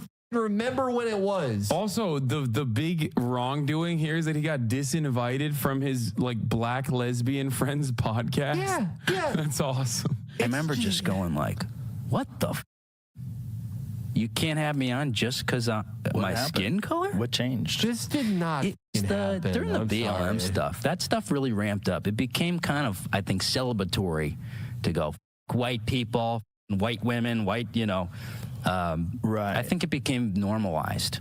A little way too very dangerous. I hate words are violent. Doing words are violence for being a white guy is so awesome. No one in America is against identity politics. Yeah. They're just waiting for their turn. Yeah, it's awesome. God damn, dude. Well, any amount is too much, but it became celebrated in a way. And so that happened, and then it happened in another podcast, and then I had an acting agent who, whenever I would do stand, I used to host Mark Norman's show, Hot Soup, and all the agents would come, and every couple months, someone would go, "Why aren't you on SNL? We got to get you in Hollywood." Why aren't you? And I'd go, "Well, sure." That happened. Even if it did happen, that's like classic agent talk. What do you mean? They don't mean, it's no different than your fucking grandmother being like, "You're a handsome boy." Okay? This is equivalent to going on Joe Rogan and be like, "My grandmother said I'm a handsome boy," and then my one not gay grandma. Okay? And then no women want to me, Joe. It's because everybody hates white men. Women only want to non-binaries. I went on Pod Save America in 2017, right? Oh yeah, I remember that episode where they like edited out like basically everything I said. They're such rats. But anyway, like it was I don't consider it either bad nor like necessarily the best content I've ever done, right? But I among the things I said on that show was like give Iran a nuke. And still after that, because it was at this fucked up stupid event called LA Podfest, an agent went up to me and was like, "I'd love to represent." After I said that, it really doesn't matter. Well, they'll just do that. They're like working dogs. They love doing that. They love just asking you if they can represent you for no reason. Maybe he too wanted Iran to have nukes. Yeah. You failed to consider that. Well, It was the one podcast. It was you need John Lovett. auditions. Yeah, I did his show. What a fucking rat. And so this guy saw him and he brought me in. It was the biggest agency at the time, Abrams it was called. And I'm waiting around going, what's going on? No auditions. Is SNL coming to check me out? And he emails and he goes, "It's too tough out there for white guys."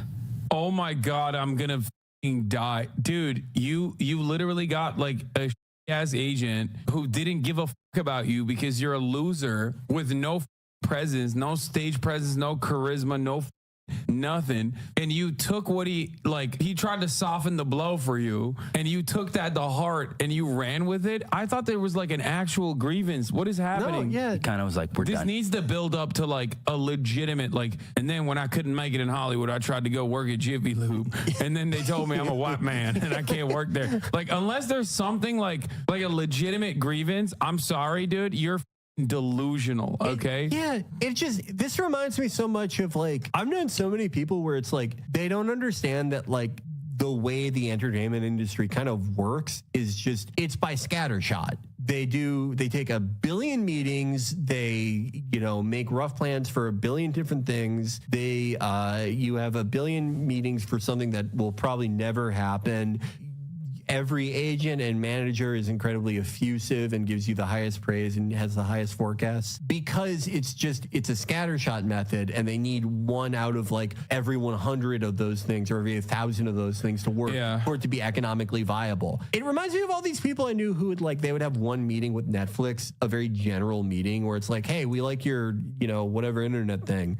We'd be interested in blah, blah, blah. And they would act like they signed the contract that moment. They were guaranteed $100 million. Their life was going to change. And not just that, they have a billion of these a day. They don't remember you. They don't remember him. They don't remember any of this. You're not even a side note, like you're nothing in this dude's life even, and he's nothing too. What's crazy is like Joe Rogan's been in the entertainment industry for so long. He knows what this conversation is.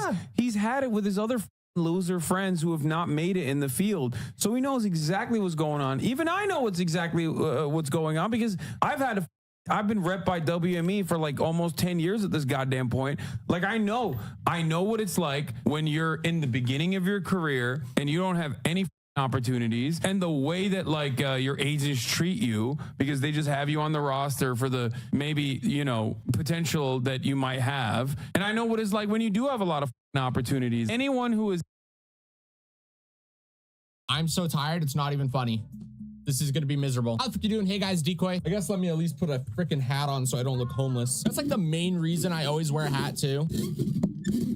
I need a new boom arm. But I've had people ask before, like, why do you always wear a hat? It's because I don't want to mess with my hair. I don't want to have to do it. And it's like if I shower, it gets all poofy and crazy. But if I don't shower, then I'm just gonna hop into TDM. I've been mindlessly leveling up guns for like actually hours. Like I'm on probably 4 hours of sleep right now, and it's 11:40 a.m. I stayed up all night grinding out levels. I almost had my ACR done. I ended up leveling my RPK up to level 35. It was at like level 2 before. I mean, it seems like I didn't get a lot of work done considering the amount of hours that I put in. Granted, I probably spent just as much time just sitting in the main menu, just talking with people on Discord, not even queuing. I'm just sitting there. Sometimes I regret my choices, and I already know what somebody's gonna say. But Decoy, if you don't want to upload today, don't upload. I get it, and usually I would. But the thing is I'm literally doing nothing else, and I need to stay awake. Like if I wasn't recording right now, I would probably be laying in my bed going back to sleep. This is keeping me up. Plus there's just something I hate about like feeling like I wasted a day. Wait a sec. I just realized I'm wearing my shirt inside out. Whatever. This is the same shirt I wore yesterday. I actually don't even give a fuck. The amount of people that tell me, oh, you wear the same shirt every video. No, I don't. I just got like 5 shirts and I cycle them.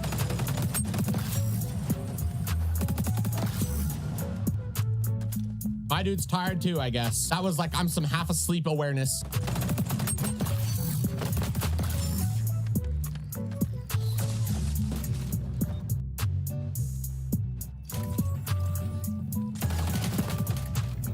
I just spawned. First game on, I'm half asleep. I got player of the game. I did what I could. I had a literal team of wet noodles going against just... Is my cup dirty? I mean, I'll rinse it out. It's good enough. I'll be right back. I need to make myself a coffee. I'm so tired I can't even drink coffee right. Right, I'm back. I'm feeling a little bit more oomph, I guess. Took me a little longer than I initially thought it would take, mostly because I set everything up and I forgot to turn the damn coffee maker on, so it don't work too good when it's not powered. I also ended up receiving a thing from Ubisoft XDEFIANT today, a little like file. I can't actually show it. It's NDA, but I definitely got some stuff to look at here. Probably look at it later when I'm more awake. I mean, all in all, the main reason I gotta keep my sleep schedule really solid right now is because we got season 1 starting in literally 2 days. Tomorrow we get the XDEFIANT like debrief, XD debrief. They'll be going over a bunch of stuff for season 1. We also got double XP going on, so I mean, like, I kind of also don't want to slack too much on that, especially because all the past double XP weekends I've just not been grinding. And with season 1, the rumor is that the jump up level is going to go from 200 to 400 for like the mastery skins, and I still haven't decided if I'm actually going to sit down and go for all those on all the guns again, or I mean, who am I kidding? I'll probably do it, at least if they keep TDM and stuff the same way. If they nerf the XP in TDM, or we don't get double XP weekends as often, maybe not then, but I really just want to at least get them all gold. I was hoping to do it before season 1, but I'm a fake grinder. I've not been grinding. But I mean, like, what, my ACR is at 170, and then I'll have all my ARs done. My SMG shouldn't take too long. Shotgun's done. LMG's got a lot of work. Marksman's a lot of work, and sniping's I mean, I'm like close but not close. I'm at like the halfway point. I am so over it. I am literally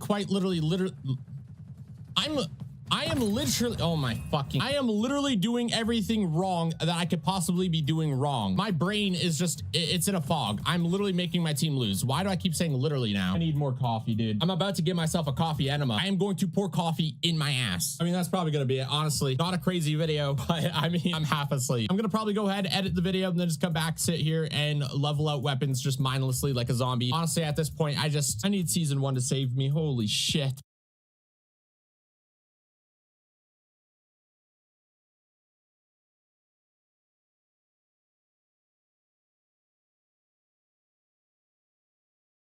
In Hollywood for an extended period of time, like Joe Rogan, absolutely knows what this conversation is. Okay, it's so crazy though that Joe Rogan is so goddamn invested in this white grievance politics that he's not even like correcting him. On here, the next day, fires me, removes me. Right? Well, not the next day. It was soon after, removed me from the roster. I got an email. Some more time went by, and then another manager scouted me, brought me in. It's called AGI Entertainment, I think. And he goes, he's getting rep by like you're a killer. That Harvey Weinstein set you got up an acting resume. He goes, we're gonna get you on Curb Your Enthusiasm. You know, and I was like, okay, maybe. Oh my God, an agent lied to you? No way. Oh my God, call the news. Yeah. Oh my God, you're the most man in America. Like to the outsiders, that are like unfamiliar with these conversations, like, dude, of course that is what managers and agents do. They literally, like, they're trying to upsell you. They're salesmen. They want to put you on the roster. You have to do the work. A lot of people don't understand when they're first starting their careers or whatever. They're like, oh, I got a manager. Like, my life is set now. That's not how it works, man. You got to do your own thing. You are the one that is getting the clients for the most part. It, like, only when you get to like the tail end of your career where opportunities are coming up regardless, you know what I mean? Like, it's so stupid. This is finally somebody who's got the balls to fight this. Yeah, that's what the balls to get a white guy on Curb Your Enthusiasm.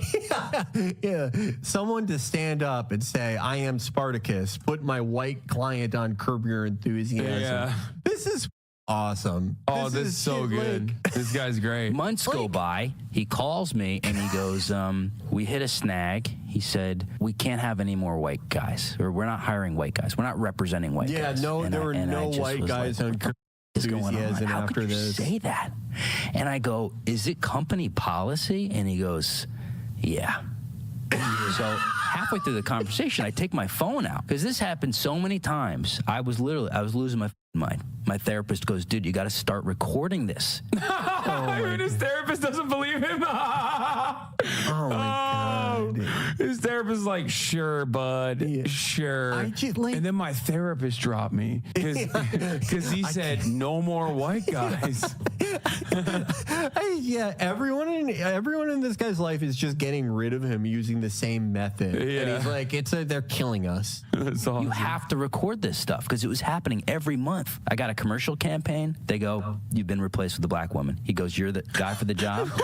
What? He got a commercial campaign and they were like, you are the perfect person to represent us. But unfortunately, the woke DEI gods forced our hand. We have to hire a black woman in your place to play the same role. Yeah, this guy is one of the most nondescript human beings I've ever seen. He's nondescript in appearance, in output, in personality. He is one of the most replacement level individuals I've ever seen. He is not even a quest-giving NPC. Like, just a complete like nothing person. No one is on board this guy's ship for anything. You've seen his Twitter where he's just posting, just no one's engaging with it. I would get more engagement if I posted a GoFundMe where I said, give me $20,000 so I can replicate an F-16 cockpit. That would get more positive engagement. And he's acting like he was on the verge of superstardom. Yeah, man. But Tyler, once again, you have the look. But once you have again, everything. Once again, Joe Rogan knows that. He's a ape in every sense of the word. But if there's one area that is his expertise, it is this. He's been in it. He's been in this industry for so long. He's seen people come and go. He's seen people get cut aside, and he's seen people who are phenomenally talented and phenomenally successful. It's like, dude, he knows what this guy is doing. Like chirping about like, oh yeah, nobody wanted to hire me. I want to see the YouTube comments. It's wild how openly racist you can be against whites and sexist against men. It's almost encouraged. I'm black. This is bad. People don't understand how hard this could backfire on us. All treated equal. That's real ass comment. Because it was never about equality. It's always been about revenge. This has 388,000 views in one day. I'm gonna die. It was like a hosting thing where you got to do impressions. I was perfect for it. They replaced me, so I started, being prepared, and I recorded it, and I got it on tape. I need to hear the recording. And I just, what did you get on tape? What did he say? I got him literally saying, bored with it. Will not represent white men, and it's company policy. He said it in plain. It's not clear. I want to hear it. It's so funny. Oh, that's awesome. Wow. He said, we cannot work with you just because your skin color. Joe, I want to hear it. Even if like the dude said that to him because like, I don't know, he just thought it's like easy way to let him down instead of being like, you suck, dude. You're so bad. It's still pretty funny. And where were you when you recorded this? Were you in New York? Yeah, I was in New York. So you're allowed to do it. That you're allowed to do it. Yeah. I didn't even know that. Do you have to tell them that you're recording? No. I'm told time and time again by acting agent and managers, but we love you, but are not open to representing any more white men. Well, those racist, cowardly better call me when they need an actor to portray George Carlin in film. Until then, go f yourselves. When that George Carlin biopic, the equivalent to the Napoleon biopic that Hollywood has been trying to make forever. He did a banger. Dr. Fauci 100 years ago. He's putting Dr. Fauci in different unique situations. Flu is very deadly, and do not call it the Spanish flu. That is racist. It's theta. There's no evidence it came from Spain. It could have even come from the U.S. Part of the maybe character, from a or bald is he just like naturally dirty? He looks crazy. This is what Hollows in Dark Souls 1 look like. Oh my god. He looks like a Dark Souls 1 mini boss that would be like audibly weeping during your fight. He looks insane. Dude, now that we saw that banger, this shows. I'm glad we watched that because now we definitely know he got fired for being a white guy. I love how bad the impression is too. He's just like does a slightly whinier voice. Yeah. Hey, I'm Anthony Fauci. If you get the flu, make sure to get a shot. And you're racist if you don't get a shot. I'm Anthony Fauci. Yeah, we're not trying to make you gay and autistic.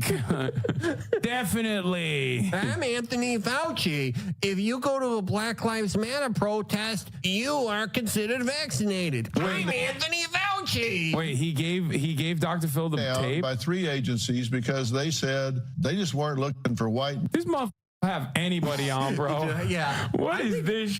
I think I could easily get on Dr. Phil. Well, not anymore because he's no longer.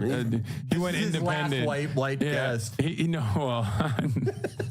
No, he went independent. He did? Yeah, you didn't see he went on Joe Rogan to be like, Joe, I decided I need to go independent to cover the stories that mainstream media can't cover. That's why I'm here to tell you about how the Chinese are buying farmland next to military bases. and then Jamie pulls up a chart. And it's just like, it shows that like Chinese land purchases are literally like not even in the top 20 out of nationalities. And then immediately undermines his entire argument, to which he then followed. Jamie's really got it sometimes. Yeah. To which he then followed up by, doing the independent media route by interviewing Benjamin Netanyahu in Jerusalem. You can't do that in mainstream media. Nobody does that. Yeah, try supporting Israel in mainstream media. They won't let you do it. They'll crucify you. They hate that. Yeah. I love the idea that like the kind of even like the non-political stuff, like the stupid bull he does, like you have to be independent to do this stuff, to like have a bickering husband and wife on and argue about like whose turn it is to do the laundry. Update: I will not settle. I will take this all the way even if I don't get a dime. This justified racism must end. What do you mean all the way? Oh no. Damn, this mini photo shoot they did is really depressing me. I have endless people reaching out to me privately saying this happened to me. I'm too afraid to speak out. Yeah. Oh, he's the goat, dude. Sure.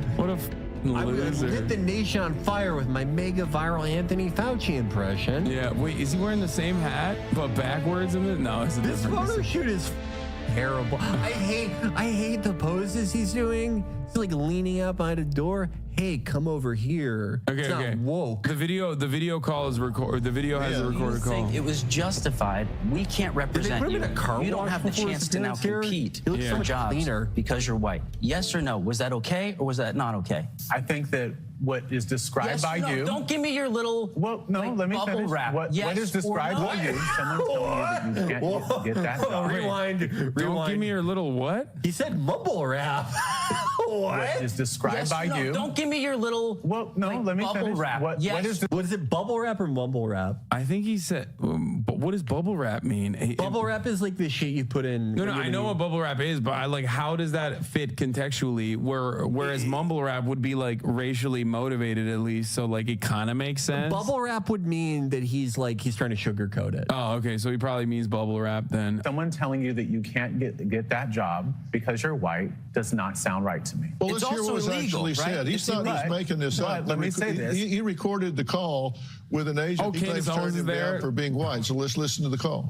Is it a policy, like explicit, that they're not taking on any like white men, or is it like case by case? On-camera talent, stand-up, probably not. No. Okay, so no white men are allowed for on-camera stuff. I guess it's right now where it stands, but like, yeah, it's engineered. Oh my God, this guy literally was trying to let him off gently. I called it. They literally were just like, yeah, dude, it's not because you suck. It's because you're a white guy. Please stop talking to me on the phone. Like, if that was the actual policy, if the actual, like, whatever production this is for, they're like, we're like, no more white men, you'd think that like an actual agent would be like, yeah, no, this is definitely the policy that there's no more white men. We won't try to book you with them anymore. But he's saying, I think that's the policy, but we should try again in a year. Okay, is it the policy or not? This is just like day one, like agent bubble wrapping. Yeah. Like this is This fucking so bubble wrap. awesome. Dude, yeah, imagine being his therapist listening to this and being like, yeah, well, I do still want to keep getting paid by you, so I'm just going to go, He has to have like Janice Soprano's therapist who like makes him read his screenplays. He has the most therapist on earth. Depending on if the music they put behind this too. Feedback anymore, or not even casting directors, studios, whatever it may be, where it's like, this is what we're looking for. What do we do about heart surgeons, airplane pilots? Like, dude, you're a failed comic. Dude, they're just more talented than you. Like, does he know how hard it is to become either a pilot? That's not happening. No. Well, it says here you flew an F-15 for 20 years and you got all these medals and you have 5,000 flight hours, but you're white, so go yourself. We're letting Lizzo fly this plane. The New York Post article about this dude's lawsuit says the management company says half the people they've signed deals with since this phone call have been white. Even the New York Post, because like they're still a newspaper. Yeah, So they still were like, let's give him a call. Let's give the agency a call, see what they're saying about it. And they're like, what are you talking about? It was nice of them for them to still give him this photo shoot. Oh, this is like that New York Post, famous for the one cheesehead lady who like anti-Zionist made her eat too much cheese. They did. Sometimes they do stories like that where it's like supposed to be a conservative cause célèbre, but like the photo shoot and the way it's framed makes me feel like they're kind of in on the joke, like the Post is. Like, even though this is a conservative cause, they know that this person's kind of delusional. Oh man. Every photo I see in the photo shoot sucks even more than the last one. Like the one on the bench. I just want to go on Joe Rogan and be like, this is the guy you had on, and just show this photo. Be like, you think he's got real talent that's not being recognized because he's a white man? Like, what do you think? The Joe Rogan in 2012 would have laughed at anyone doing this photo shoot. All right, this guy is awesome. Thank God Joe Rogan's having this guy on. Jesus Christ. Sneaky Pete, Giovanni Ribisi. I was up for that role and making my own films. And Anthony Fauci. Anthony Fauci won. Turf. Anthony Fauci The return of Fauci. Anthony Fauci on Soul Plane. Anthony Fauci more cowbell skit. Anthony Fauci is Lizzo's mom. Anthony Fauci meets Donald Trump. I was doing Anthony Fauci celebrates Hanukkah. I was doing all of it. All these short films I made. That's so good. This guy's awesome. Yeah, He's hilarious. I got really depressed. I lost my mind. And so when you recorded this on tape, what happened after you recorded it on tape? After that, I was too afraid because when I would tell people about this, they would go, well, whatever. White guys have had it good. And I'm going, I just got here. But isn't that one of the things that someone said to you? Like, white guys have had a good run? Oh, people say it to me all the time. But wasn't that one of the things that one of the agents had said to you? I mean, I don't know if an agent said that, but you were telling me that someone said it. Comedy clubs, a lot, not necessarily clubs, but like the independent run shows. There would be like no white people allowed shows. No, I think that actually happened. Oh yeah. I was at a club and I did a spot. A guy goes, "You going on the next show?" And I go, "Yeah." He goes, "I didn't know you were in the LGBT plus 2RQR community." And I go, "What?" He goes, "Yeah, it's only no straight people allowed." And I was like,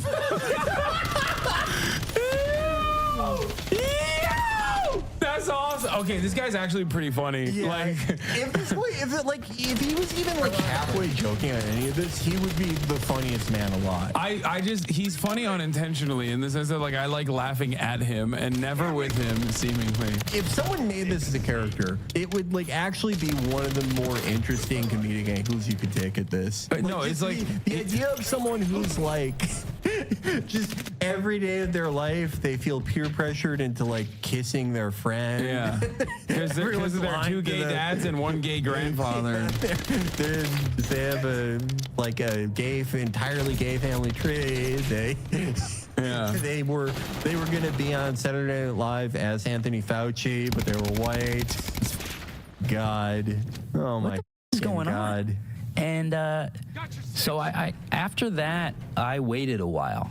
I talked to my therapist. I just didn't know what to do because I didn't want that to become a force of its own. I wanted to have my talent lead the way, which it had always been doing. And it's tough to have people call you, say you're just being a victim or whatever. And it's like, yeah, sometimes you're a victim and you have to fight it to heal from it. Oh my God. Oh, dude. Oh, therapy speak for like the most narcissistic tendencies, perpetual victimhood, classic. Everyone's a liberal. Everyone's a liberal at the end of the day. Everyone in America is a rad lib. Yeah. Everyone likes identity politics. Yeah. As long as it's for them. Yeah. Oh Holy my God. You have to fight being a victim. I was entertainment violated. He's like making this a Me Too. This is crazy. He's not a victim. He's a survivor. Yeah. Your silence on this is deafening. Silence is violence about cishet white male erasure. I thought if I don't fight this, I'm gonna kill myself because it's so humiliating. Holy! You have some self-respect, dude. Even if you were going to, don't tell people that. So much funnier if you just. Holy. I hope you're lying. If this dude killed himself and wrote in the note, like, I killed myself because as a cishet white guy, I couldn't get any roles in comedy. That would, oh my God, dude, that'd be his greatest work of all time. Like, put your head in the oven like Sylvia Plath, and your suicide note is a QR code that you scan it, and your phone goes to his Anthony Fauci impression. And it's like, they wouldn't hire me because this was too good and I was white, and that's why I did this. It's like, can you have some self-respect, please? Yeah. Bro. Joe Rogan, I was gonna kill myself. The QR code goes to this. From a turtle, or maybe even a field mouse. Now, you want to make sure you're standing at least 6 horses apart. Look here. What kind of content do you do? Who is this for? I know, dude, people who just hate Anthony Fauci. I don't even know. I know people who are like annoying about the vaccine. They don't even care about Fauci that much. Not like this. They wouldn't find our archival horse footage and use it to nail Fauci. This is Marjorie Taylor Greene. That's the one fan he has. Yeah. God damn it. Someone go, your skin color is it's just not the time for it. And so I just thought, I'm gonna go for it. And I just put it on Instagram. I said, hey, I just got turned down for being white. Any attorneys out there? And one guy reached out and goes, He did the Elon Musk technique, which is the greatest. Hey, any lawyers out there? I bet, you know, look, I made fun of Twitter lawyers, but like an Instagram lawyer, that's the kind you want. Yeah, Jayoma. Yeah. He's the TikTok guy for a separate case. He was also a pedophile. It's like, oh. I'm a discrimination attorney. He goes, this is one of the most clear acts of discrimination I've ever seen. He said it's so funny because he's like perpetually getting locked into with like some of the scummiest dudes who are like, yeah, you're right. This is. He cannot, every single transaction and conversation of his life is someone terrible, like lying to him. Yeah. And he's like, what? Yeah, this must mean I'm right. This guy, how does this guy not get like scammed out of his house, out of his car, out of the clothes on his back every time he leaves the house? Oh my God. I talked to this gentleman who said he was the wallet inspector. And he said he has to keep my wallet because I'm what? I just there is definitely like a very funny track record of him like talking to agents and then lawyers, and all of those guys keep being like, yeah, you're so good. Yeah. And then the lawyer's gonna drop him because he's a white man. Yeah. We can't, this court is no longer accepting white plaintiffs, so really sorry.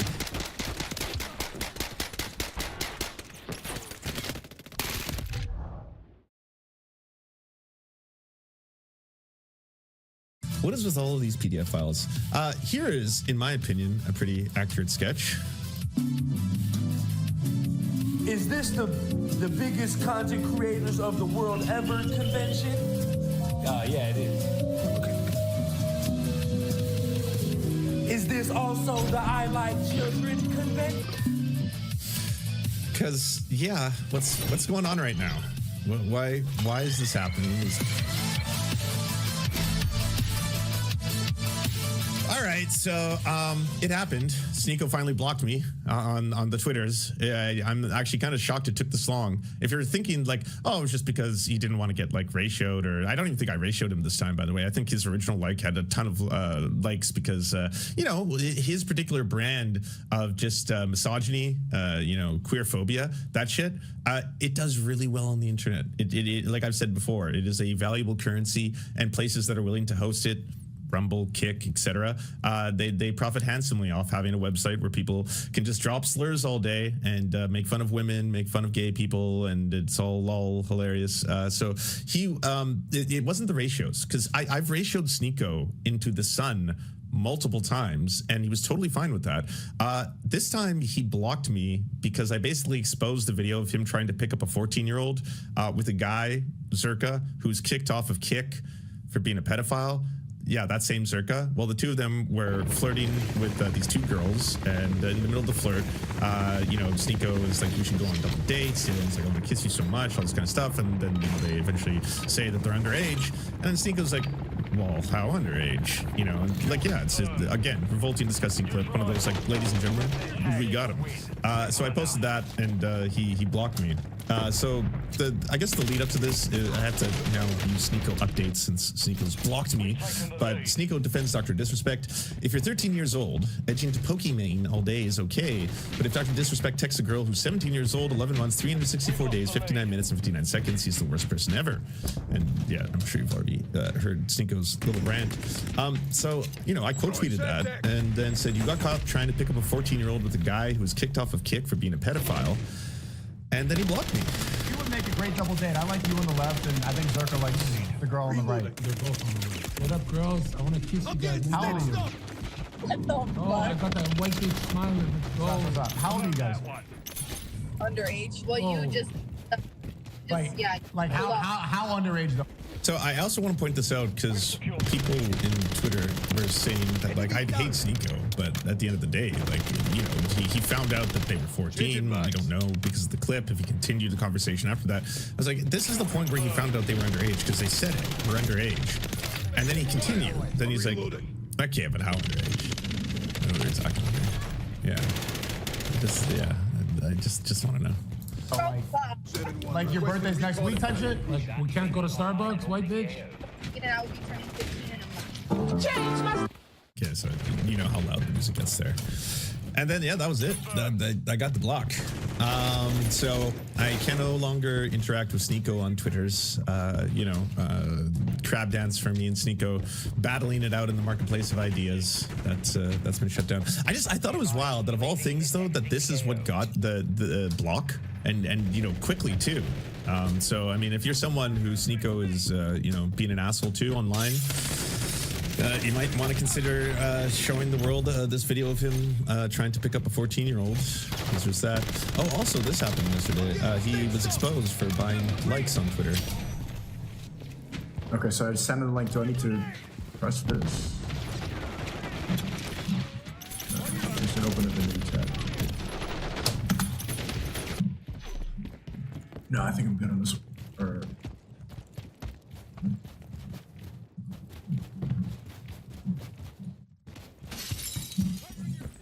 W leak? What did I leak? What did I leak, chat?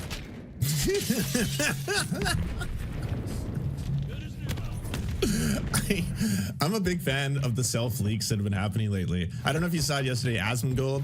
So Elon privatizes the likes, which just let the perverts be like, oh, thank fuck. Oh, I can horny like again. Oh yeah, no one's gonna judge me for my particular tastes. I don't have to switch to the burner account. And so Asmongold was just trying to show people something, and then it opened up on his private likes and showed that there was some, I think it was AI generated, might not be, I don't know, but there was a very scantily clad woman with very large breasts whose photo he had just liked, and he very calmly just tried to pretend like nothing happened and did the whole like that's not it. So it's just go over here now. And so yeah, I apparently this is Sneeko buying likes for, I mean, he has had like a lot of Twitter battles where he gets pretty ratioed for some of the horrifying and disgusting things he says. So Quartering just posted the same speech as Sneeko on Twitter. Do you have a link? I'm also blocked by the Quartering. What is with all of these PDF files? Here is, in my opinion, a pretty accurate sketch. Is this the biggest content creators of the world ever convention? Yeah, it is. Is this also the I Like Children convention? Because, yeah, what's going on right now? Why is this happening is kind of the question I've been asking. I saw like there's a lot of let's just say drama channels, chud channels, people who are like right-wing adjacent, but they're like, no, I'm not political. I just cover drama on the internet, so I just love going after trans people all day and shit like that. So a lot of those accounts were kind of confused when this whole Dr. Disrespect stuff was happening, because they're like, well, there's all of these lefty commies who are calling out Dr. Disrespect. I can't tell what's happening. Is it true? Is it not true? I'm confused because, again, the people I hate are actually calling this out. And it's like, yeah, you should not be calling out someone being a disgusting predator based on whether or not people in a particular, I don't know, political ideology or affiliation are calling out a disgusting child predator. That I assume, is supposed to be a universal thing. If that's something you've made your brand about, I go after the pedos and the child predators and the groomers, and I expose them, and I show the world what they truly do. Unless it's, Dr. Disrespect. And then it's weird, So yeah, I saw the things that he said. Weird. Some weird shit. All right, let's see. What has the Quartering done now? So you want to protect kids, but you're just going to ignore the definition of what a pedophile is. Big hashtag woke companies put out sexual outfits for minors and their groomers, but Dr. Disrespect factually admits to talking inappropriately with a minor, and he's not a pedophile. Okay. Someone who is 17 years and 364 days old is considered a minor. If they are dating an 18 and a 1-day-old person, they're considered a pedo. Look, if Doc was trying to sex a 12-year-old, I'll be the first one to recommend the wood chipper. Interesting. Interesting. This is the thing that worries me.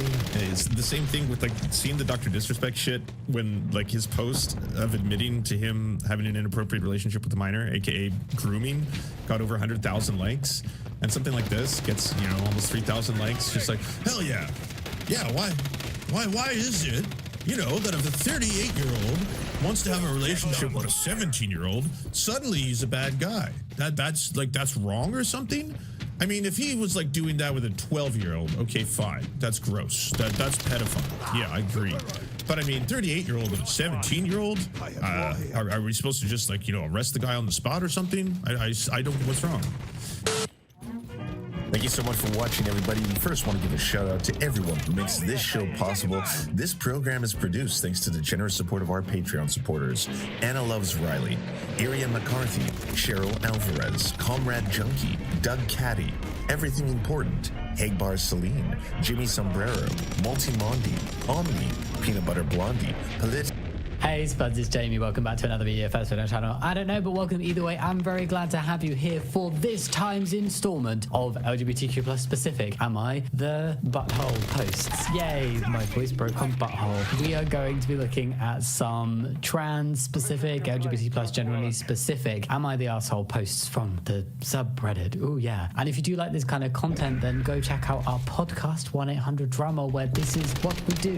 Yeah, we talk about posts and people being drama. Hello, don't mind me just interrupting my own video to bring to you a pretty amazing Pride collaboration that you don't want to miss, because you too can win in multiple ways. Today's video is in collaboration with Matchmasters, the most popular multiplayer match 3 game in the world. Thank you, Matchmasters, for sponsoring. I'm pretty sure you spuds know by now how much I love games, and in Matchmasters you can play solo, against your friends, or against other players around the world. And as you play, you unlock boosters, the most powerful power-ups, and unleash them to cause mayhem on your opponents. There's nothing quite like the feeling of being a little bit behind in a match, and then boom, you get a booster that propels you right into the lead. I love the graphics too, especially these adorable little characters. I am the crocodile. For now. It's super fun and free to download, so it's already a win. But on top of that, this Pride Matchmasters is matching you, see what I did there, with an incredible and meaningful Pride-themed giveaway. I absolutely love being able to work with brands that actually want to make a difference. And authentic support to the LGBT+ community makes me want to support them even more. You may have heard of Spectrum Outfitters, a trans-founded brand who provides safe, affordable, and accessible binding options, as well as other gender-affirming products and gifts. The Matchmasters team are matching not 1, not 2, not 3, but 4 of you wonderful spuds with a £250 gift card to Spectrum Outfitters. I know just how life-changing gender-affirming items can be, so thank you, Matchmasters. This is such an incredible and meaningful way to contribute towards Pride. All you need to do to be in with a chance of winning one of the gift cards is download the game using the link in the description box and win 250 trophies, which is very achievable and very fun. And now also supports trans rights, so why not? Beyond supporting their amazing allyship, I'd also just recommend downloading the game because it's super fun to play. It's free to download on both iOS and Android, so go click that link in the description box or scan this handy QR code to give it a go for yourself and enter to win one of the gift cards. Now, on with the video. Thank you for listening. Am I the asshole for refusing to accept my trans friend's new name? Depends on, like, yeah. I started saying depends on, but I mean, probably. Why wouldn't you accept somebody's name? E and I have been best friends since middle school and are both in our mid-20s. Quarantine has not been kind to E, and in a fit of stress, she broke down and told me that she's always felt like I wanted to be a woman. Quarantine has not been kind to E. Okay, without more context, I'm curious over that statement. I did my best to support misgendering, and after some weeks of conversations with me and with her therapist, E was eventually able to decide that she was going to transition, shared this news with the rest of our friend group and eventually with her family, and almost everyone has received the news well and have tried to be supportive. Okay, great. I assumed the misgendering was a mistake. It happens when things are new. Okay, cool. So far, everything has gone surprisingly well for E over the last few months. Yes, I'm very glad to hear that she's had support from most people and that it's gone well. That's fantastic. The few people who didn't like the situation left her life, and the majority who stuck with her will sometimes still refer to E as he or him, but they quickly correct themselves and E doesn't mind, especially as she still goes by her male name until she comes up with a new female name that she likes. Okay, cool. This is making sense. sense so far. And therein lies the problem. Oh dear. E has finally settled on a new name and proudly shared it with us. It's Star Dancer. She wants to be called Star Dancer. She's going to legally change her name to Star Dancer. We get it. I feel like the repetition of the name is because they're trying to drill into people like, this is unbelievable, right? I thought it was a joke at first, but no, she's serious about this. I told her that this was extremely stupid and she was making a terrible life decision, and I'm the only person who seems to think so. Star Dancer, it's unusual. It is really unusual, and it's not to say no one's ever going to judge her for having that name. There probably will be questions about it or double takes when she tells people occasionally, but if that's the name that she wants and she's comfortable with, I've heard of celebrities calling their kids things that are significantly more out there and unusual than Star Dancer. You could go by Star as short. There's nicknames in and around that if you didn't want to always go by Star Dancer. I think if that is the name that she feels comfortable with, is such a subjective thing. Just because you don't like it and you're judging somebody for having that name doesn't mean everybody will feel that way, and doesn't mean that it's a stupid thing for her to do. No one else, not even her parents, have counseled against this idiocy. There's a real intenseness. It's not just a, hey, my friend is thinking of using this name and I'm a little concerned that, it's not the most typical name and that may be difficult for her or whatever, blah, blah, blah. Just wondering if I should mention it to her. It's like the idiocy in the short sentences of Star Dancer, and then saying it's extremely stupid and a terrible life decision. I think that's a bit dramatic, personally. Everyone's adopted a live and let live attitude, which is why I'm writing this and asking for additional viewpoints. Isn't that the right attitude to take, though? Live and let live. That's her name, that's her life. If she wants to be called Star Dancer and she gets judged sometimes for it, then that's something that she has to deal with. We have had 2 serious fights over this shit, and right now I'm feeling that I'm perfectly in the right for wanting to die on this hill. You'd lose a friendship because you don't like her name. Okay, that is a very interesting hill to die on. Our friendship has never been this strained, and if ending it after all these years is what I need to do in order to show how strong my feelings are on the matter, then I'm going to do it. She's making an absurd, life-changing decision, and as a friend, a best friend, I have a responsibility to prevent her from shit up. Am I the crazy one? Am I really being the asshole here? Personally, yeah. Personally, Star Dancer is not a name I would pick. Being a trans person, I might see that name and be like, I feel like someone has changed their own name to this for whatever reason. But I think it's really telling as well that OP, until revealing that the new name chosen was Star Dancer and they don't like it, referred to their friend as E and said that they're going by their male name, which I would assume maybe begins with an E, until they have chosen their new name. But they have chosen their new name. That's the name that should have been used from the beginning. It should have started with, I have a friend who is a trans woman and she's chosen the name Star Dancer, and then go from there. Because referring to her as E, even if you don't like that name, you are referring to her as something and in a way that is not correct for her. She has chosen her new name, and you are disrespecting that just because you don't like it and you think it's bizarre. There doesn't seem to be any detail about specifically what they are worried about with the name. I'm feeling a little confused because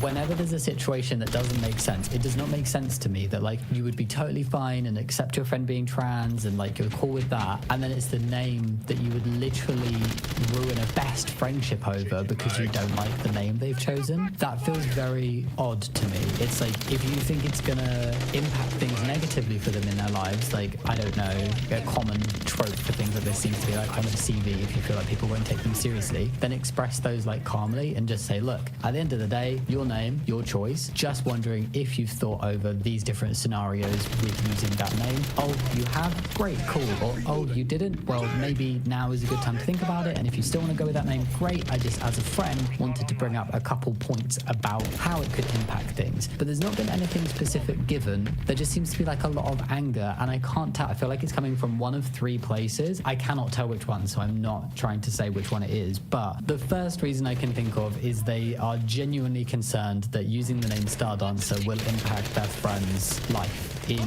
a large negative way, and they don't want to sit by and watch that happen, right? 2, they're embarrassed. They're getting secondhand embarrassment from the name, and they think it's just so ridiculously stupid they don't want to have anything to do with somebody with that name. 3, there is a little bit of subconscious underlying discomfort over the fact that her friend is trans. I have no no idea which one it is. Could be a combination of all three. Could be a combination of two of them. I'm not sure. I think they're kind of alluding to it being they're concerned for their friends' like life going forward. But to me, that just seems like a really bizarre reason to end a friendship on. If you're worried, express it. But then if that's what your friend wants to do, it's not hurting them in any major way. It's like, I can see how if your friend wanted to do something like very reckless and illegal and that endangered their life or the lives of other people, why you would be so very strong on like, absolutely not, you cannot do this, I cannot continue this friendship if you behave in this way that could harm yourself and harm others. But over a name, it feels extreme. I would say like,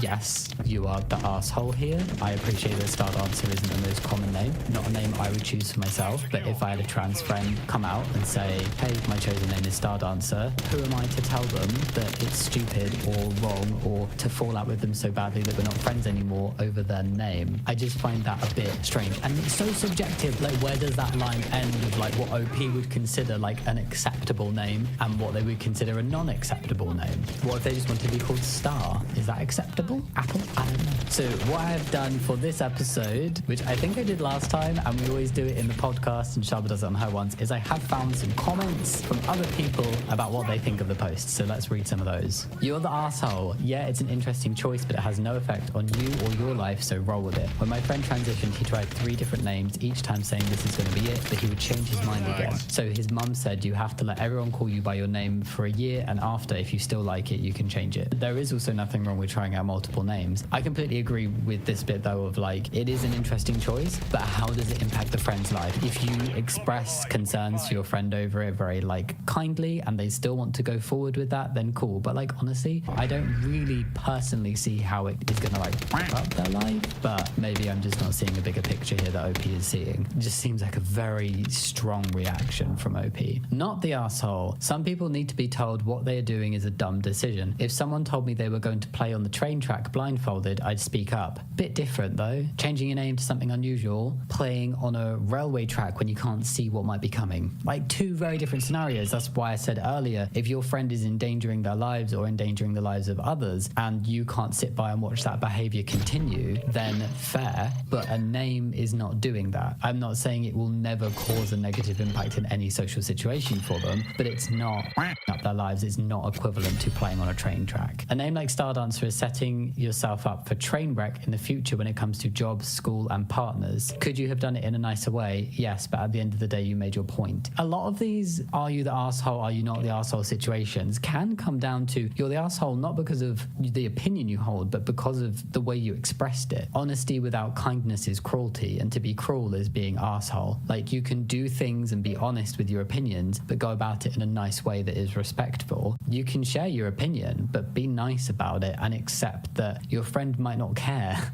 about it and might be like, do you know what? I've thought about that it might impact like jobs and other things and people not liking the name, but I am fine with that. The name is something I like enough that none of that matters to me, and that's their choice. At the end of the day, I don't agree with this commenter personally, because one, they're comparing it to something that it's just not comparable to, but also I don't really get the whole train wreck in terms of like partners in particular. Like, sure, I can think of some very traditional workplaces that would probably judge it, but a majority of people are going to think that their parents gave them that name, and it's just, how are you going to impact school? I feel like I'm missing something. You're the arsehole. Yeah, it's a dumb name, but it's her dumb name, and you should leave your feelings and opinions out of it. This doesn't affect you at all. Sure, you would have to call her that, but that's a small price to pay for a meaningful friendship. You're shitting on her dreams, and that's not cool. I personally don't agree that it's a dumb name. It's an unusual name that I do think people are going to judge in certain scenarios, but I don't think it's dumb. And it's not for anybody else's judgment when a grown adult is choosing their name. I will judge slightly when parents call their kid something that the kid has obviously got no control over, that could very well lead to some consequences. Like, didn't somebody want to call their kid like Nutella and it was banned? But a grown adult making this decision for themselves, let them do it. Why would you throw a friendship away over this? It doesn't make sense to me. And that was the first one. What did we think? Did you agree with the verdict? If you don't, that's fine. Like, you know, we can all have different opinions. I just think that the friend was going way overboard in their reaction to a name that they didn't have to go by that name. Their friend wasn't going, you also must change your name to Star Dancer 2.0. I don't get it, because is, does that mean that if their friend wanted to change their name to Olive and OP was like, oh, I really hate the name Olive, I just think it's stupid, then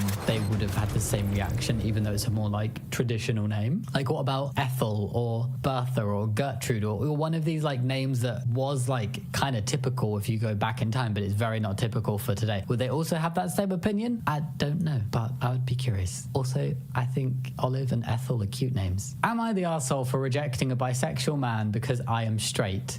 Female. Yeah, if that's the only reason, if you literally wouldn't date a guy because he's bisexual, that is a little bizarre, because I feel like that must be rooted in some kind of biphobia, but I will read on before making a full judgment. This actually happened 3 years ago when I was 20, but it's something that's been on my mind recently. I'd met this guy on Tinder because I was interested in a casual hookup. At that time, I'd just gotten out of a long-distance relationship with someone, so I felt exhausted. The first meetup was okay, but when I initiated for more with emphasis on casual, he told me he would prefer dating and asked me if I would like to try it first. After thinking about it for a week or so, I decided to give it a shot because I respected his straightforwardness and liked his personality, so we started to date, but he didn't tell me he was bisexual until after a month or two. Okay, it's like that, but he didn't tell me. It doesn't impact your relationship though. Obviously, if he were gay, then yes, fair, because that impacts your relationship because you're a woman. Would you expect a partner to, like, if they show interest in dating you and they were heterosexual, would you expect them to immediately clarify with you, oh, I am straight, by the way? We don't request that. He's bi, he's attracted to women. I don't understand why it's this deal. Like, oh, he didn't come out until after a month or so. Okay, maybe he wanted to like get to know you a bit better before he revealed that bit of himself, the bit that doesn't impact your dating life with him. To be honest, I don't have a problem with non-hetero relationships. It's none of my business, and I support the right to love who you love within the laws of common sense, of course. Okay, whenever someone's like, I don't have a problem with gay people, like, it's just none of my business. That sounds very much like, as long as it can be at arm's length from me and I don't have to deal with it personally, then okay. But as soon as it comes into like my bubble, then a little bit homophobic. But we'll read on. I'm not saying this person is homophobic. I'm saying that that statement is something I've heard from a lot of people who are like, okay when it's distant, but actually they are homophobic, but they can hold it in and it only comes out when it's somebody in their circle. Which is why I felt so hypocritical when I ended things. You literally ended things with him because he came out as bisexual.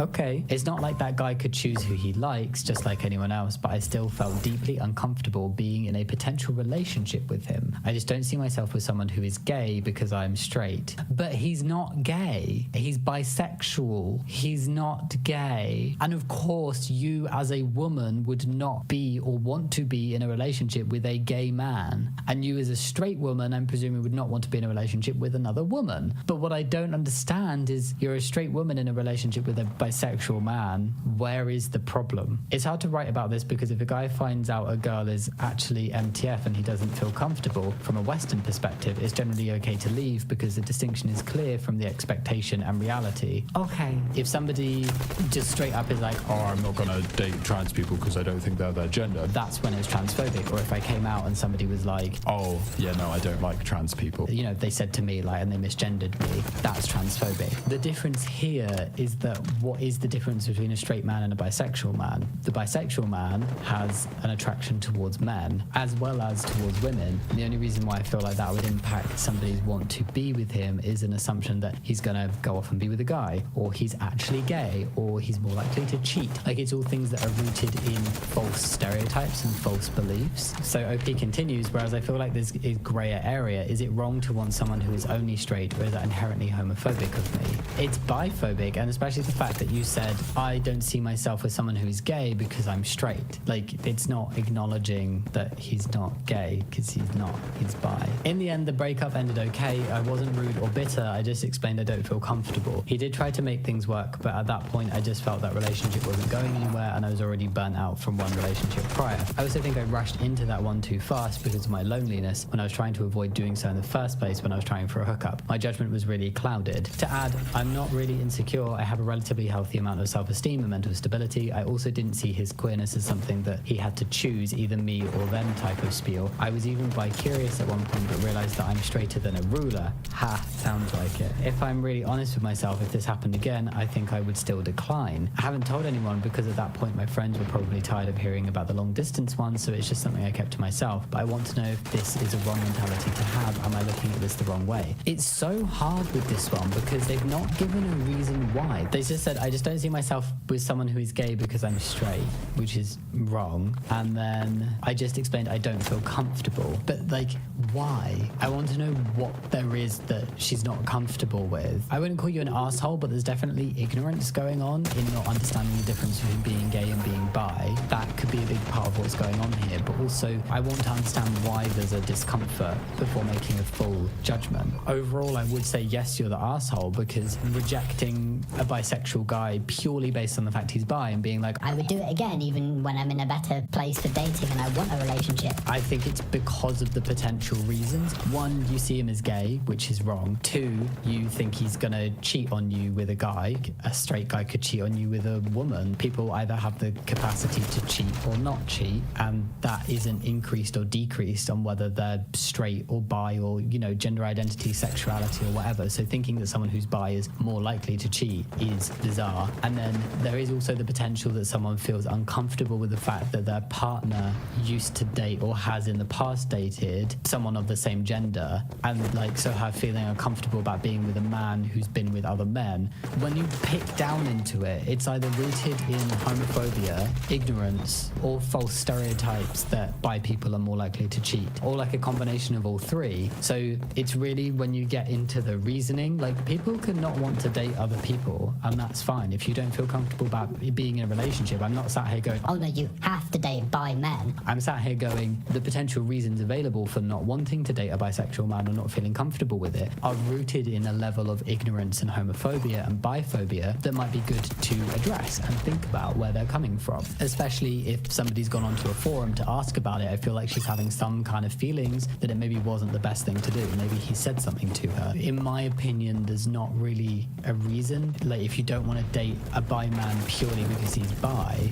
there's no other reason other than the ignorance, misunderstanding, homophobia, biphobia, bundle of stuff going on. But let's see what other people had to say. You're the arsehole. That is a prejudice, whether you like it or not. If he was pushing threesomes on you, that's understandable to not be okay with. If he was actively pursuing men in addition to you, that would be understandable to be uncomfortable with. If it makes you uncomfortable, there's nothing you can do about that. But breaking things off with someone just because they like an extra kind of person is still an arsehole reason. He's not gay, like you said. That would mean he only likes men. He has the capacity to like both, and he specifically liked you. That is summed up pretty well. Like, obviously there are individual behaviors that can happen in relationships and make you feel uncomfortable, but that is not dependent on sexual orientation. You have the freedom to feel uncomfortable and not want to date a bisexual man, but that is going to get called out for being rooted in the prejudice that it is rooted in.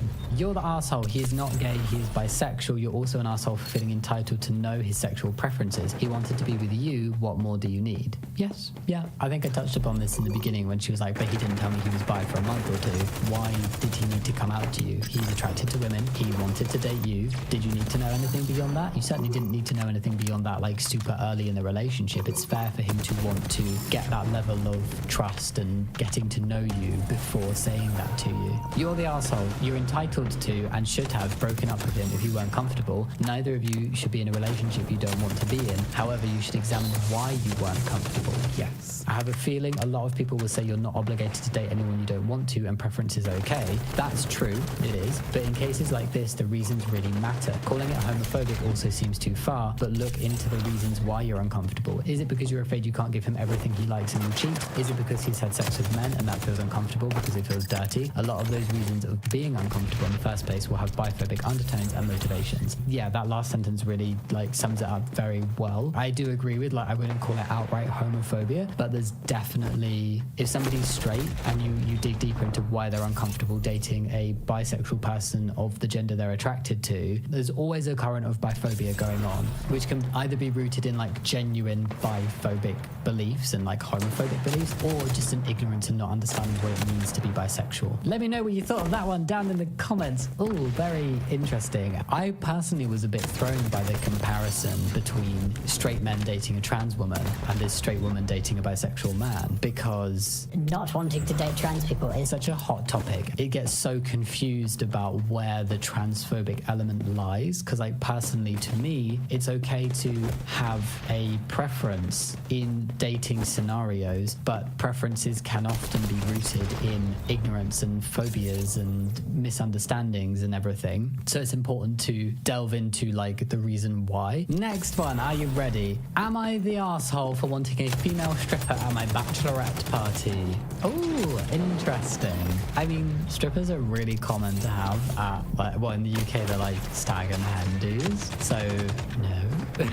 Throwaway camera because now that's some personal details. So OP is a 22-year-old woman and her fiance is a 24-year-old man, and they're getting married soon. We've recently been planning our bachelor and bachelorette parties with our friends, and discussion of strippers came up. He wanted one, so I said no problem. He then jokingly asked if I wanted one too, and I actually agreed. I did in fact want one. He had no problem with that until I said that I'd want a female stripper like him rather than the male one he assumed I wanted. Okay, so she wants a female stripper. Interesting. Why is that a problem? Why would you be an asshole for wanting that? I don't understand. That's when the argument started. I'm bisexual, which my fiance has known about pretty much since we met, and it's never been an issue before. I've been with women and men before, and I just personally would prefer a woman over a man. I told him if he could have a female stripper, then so could I. He said it would be different, but wouldn't explain to me how, just insisted that it wasn't right for me to have one. That feels like prejudice. That feels like biphobia. Like he's uncomfortable with the fact that his fiance is bisexual in some way. Maybe not like all day, every day on like a top level, but there's some kind of current of discomfort going on there. I've talked to a couple of our friends about this and they're divided. Some on my side saying it doesn't matter the gender of the stripper when I'm attracted to them both. The others saying the same as my fiance, that it's different. One of my friends said that if I had a woman, that would basically be saying I'd rather be with a woman than him, which I honestly just find stupid. So Reddit, am I the asshole for wanting a female stripper? No, I don't understand. That person who's arguing and saying, oh, if you had a woman, you're basically saying you'd rather be with a woman than him. You could say like, well, he's having a woman. Does that mean he'd rather be with the woman who's the stripper and looks like her than with his fiance? No, nobody's saying that. And if she had a stripper who's a man and say like he was super buff but her fiance isn't, is that her saying that she actually wants to be with a super buff guy than her fiance? No, it's living out a fantasy. It's like the whole classic like one last night of like freedom type vibe, and that's why people typically get strippers. If they've both agreed that the other is comfortable with them having a stripper at their parties, why does it matter the gender? Like if he wanted a man stripper, sure, do it. I don't understand why it's a problem. Nobody has a stripper with the thought of, oh, I want to be with that person. I'm actually going to leave my fiance to be with this person. And he's going to marry someone who is bisexual. If there's a discomfort over her displaying attraction towards women and he's got some kind of insecurity over that, then that's something that's present all the time. And it's going to come up more than just in this situation. This isn't about this scenario. It's not about the bachelorette party. It's about the fact that she is attracted to women and he feels insecure about that. I'm so convinced that that's where this is coming from. Obviously, I can't say 100%, but this sounds so much like a straight guy just being like, oh,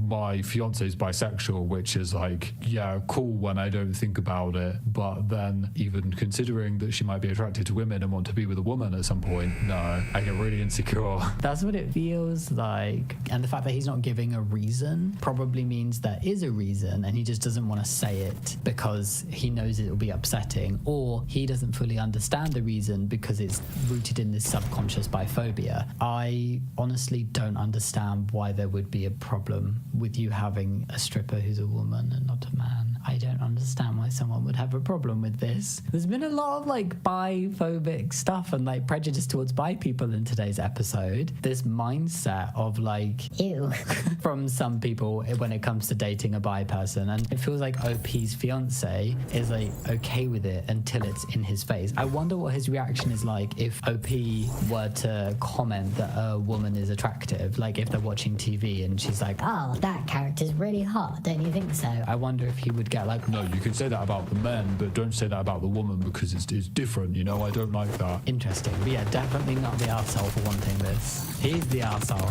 And half your friends sound like they're being a bit buttholey as well. Not the arsehole, and you're right about finding what your friend said stupid. There's literally no difference in him getting a female stripper and you getting one. The only thing that's obvious here is that your fiance is a bit insecure about you leaving him for a woman down the road.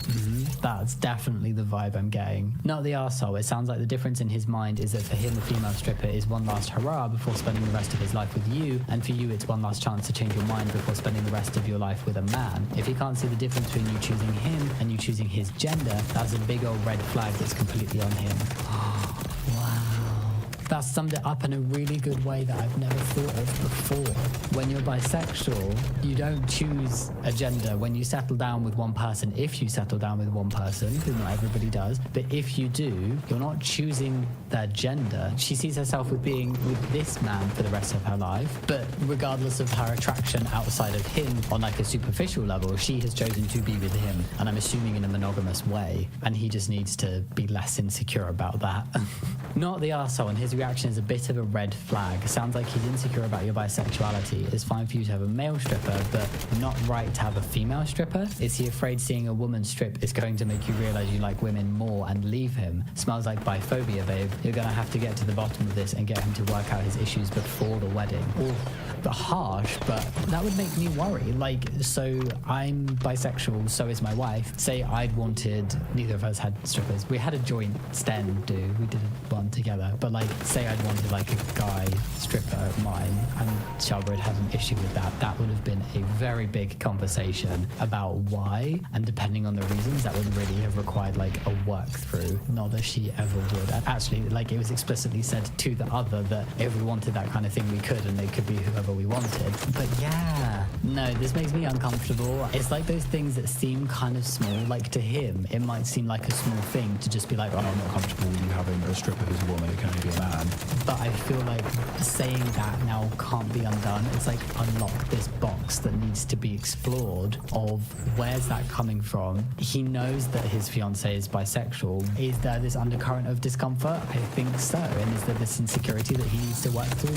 Yes. And that's a him problem. And I'm sorry that you're having to deal with it right before getting married to somebody. That sounds quite stressful. But yeah, definitely not the arsehole. So we had arsehole, not arsehole. Interesting. What did you think of today's posts? Arseholenesses? I don't know, but go comment down below what you think. Have a good chat. Just popping back in with a reminder to go click that link in my description box to download Matchmasters for free and be in with a chance of winning one of 4 £250 gift cards to spend at Spectrum Outfitters. Happy Pride. As always, thank you so much for watching. Think about giving thumbs up and subscribing if you want to, but no pressure. And I'll see you next time. Much love. Bye.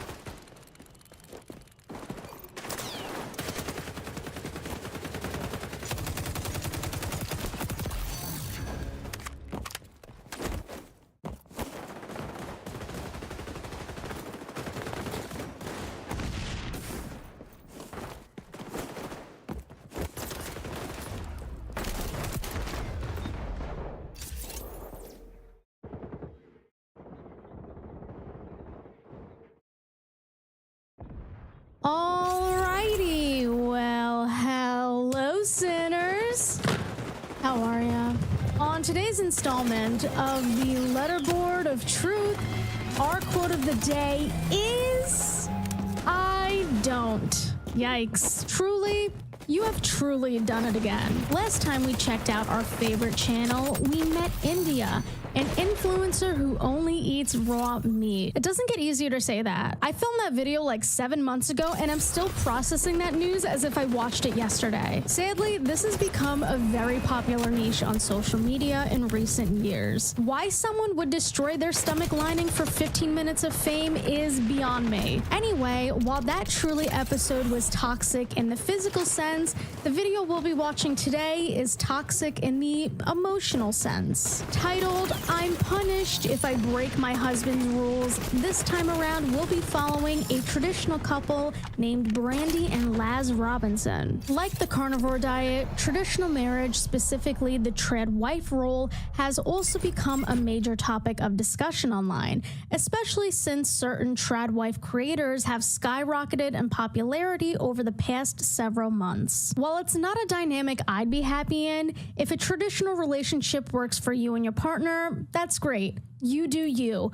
But if it's anything like Brandy and Laz's relationship, you might want to run, and you'll see why in just a sec. But I stalled long enough, so with that, let's begin. Ooh, I am not looking forward. Surprisingly, I'm filled with a lot less dread than I usually am during these type of videos, but I think that's a sign that this is going to be a lot worse than I imagined. All right. It's like, you know when you don't want to hit play? You know, you just got to rip the Band-Aid off. Let's watch, everyone. Here goes nothing.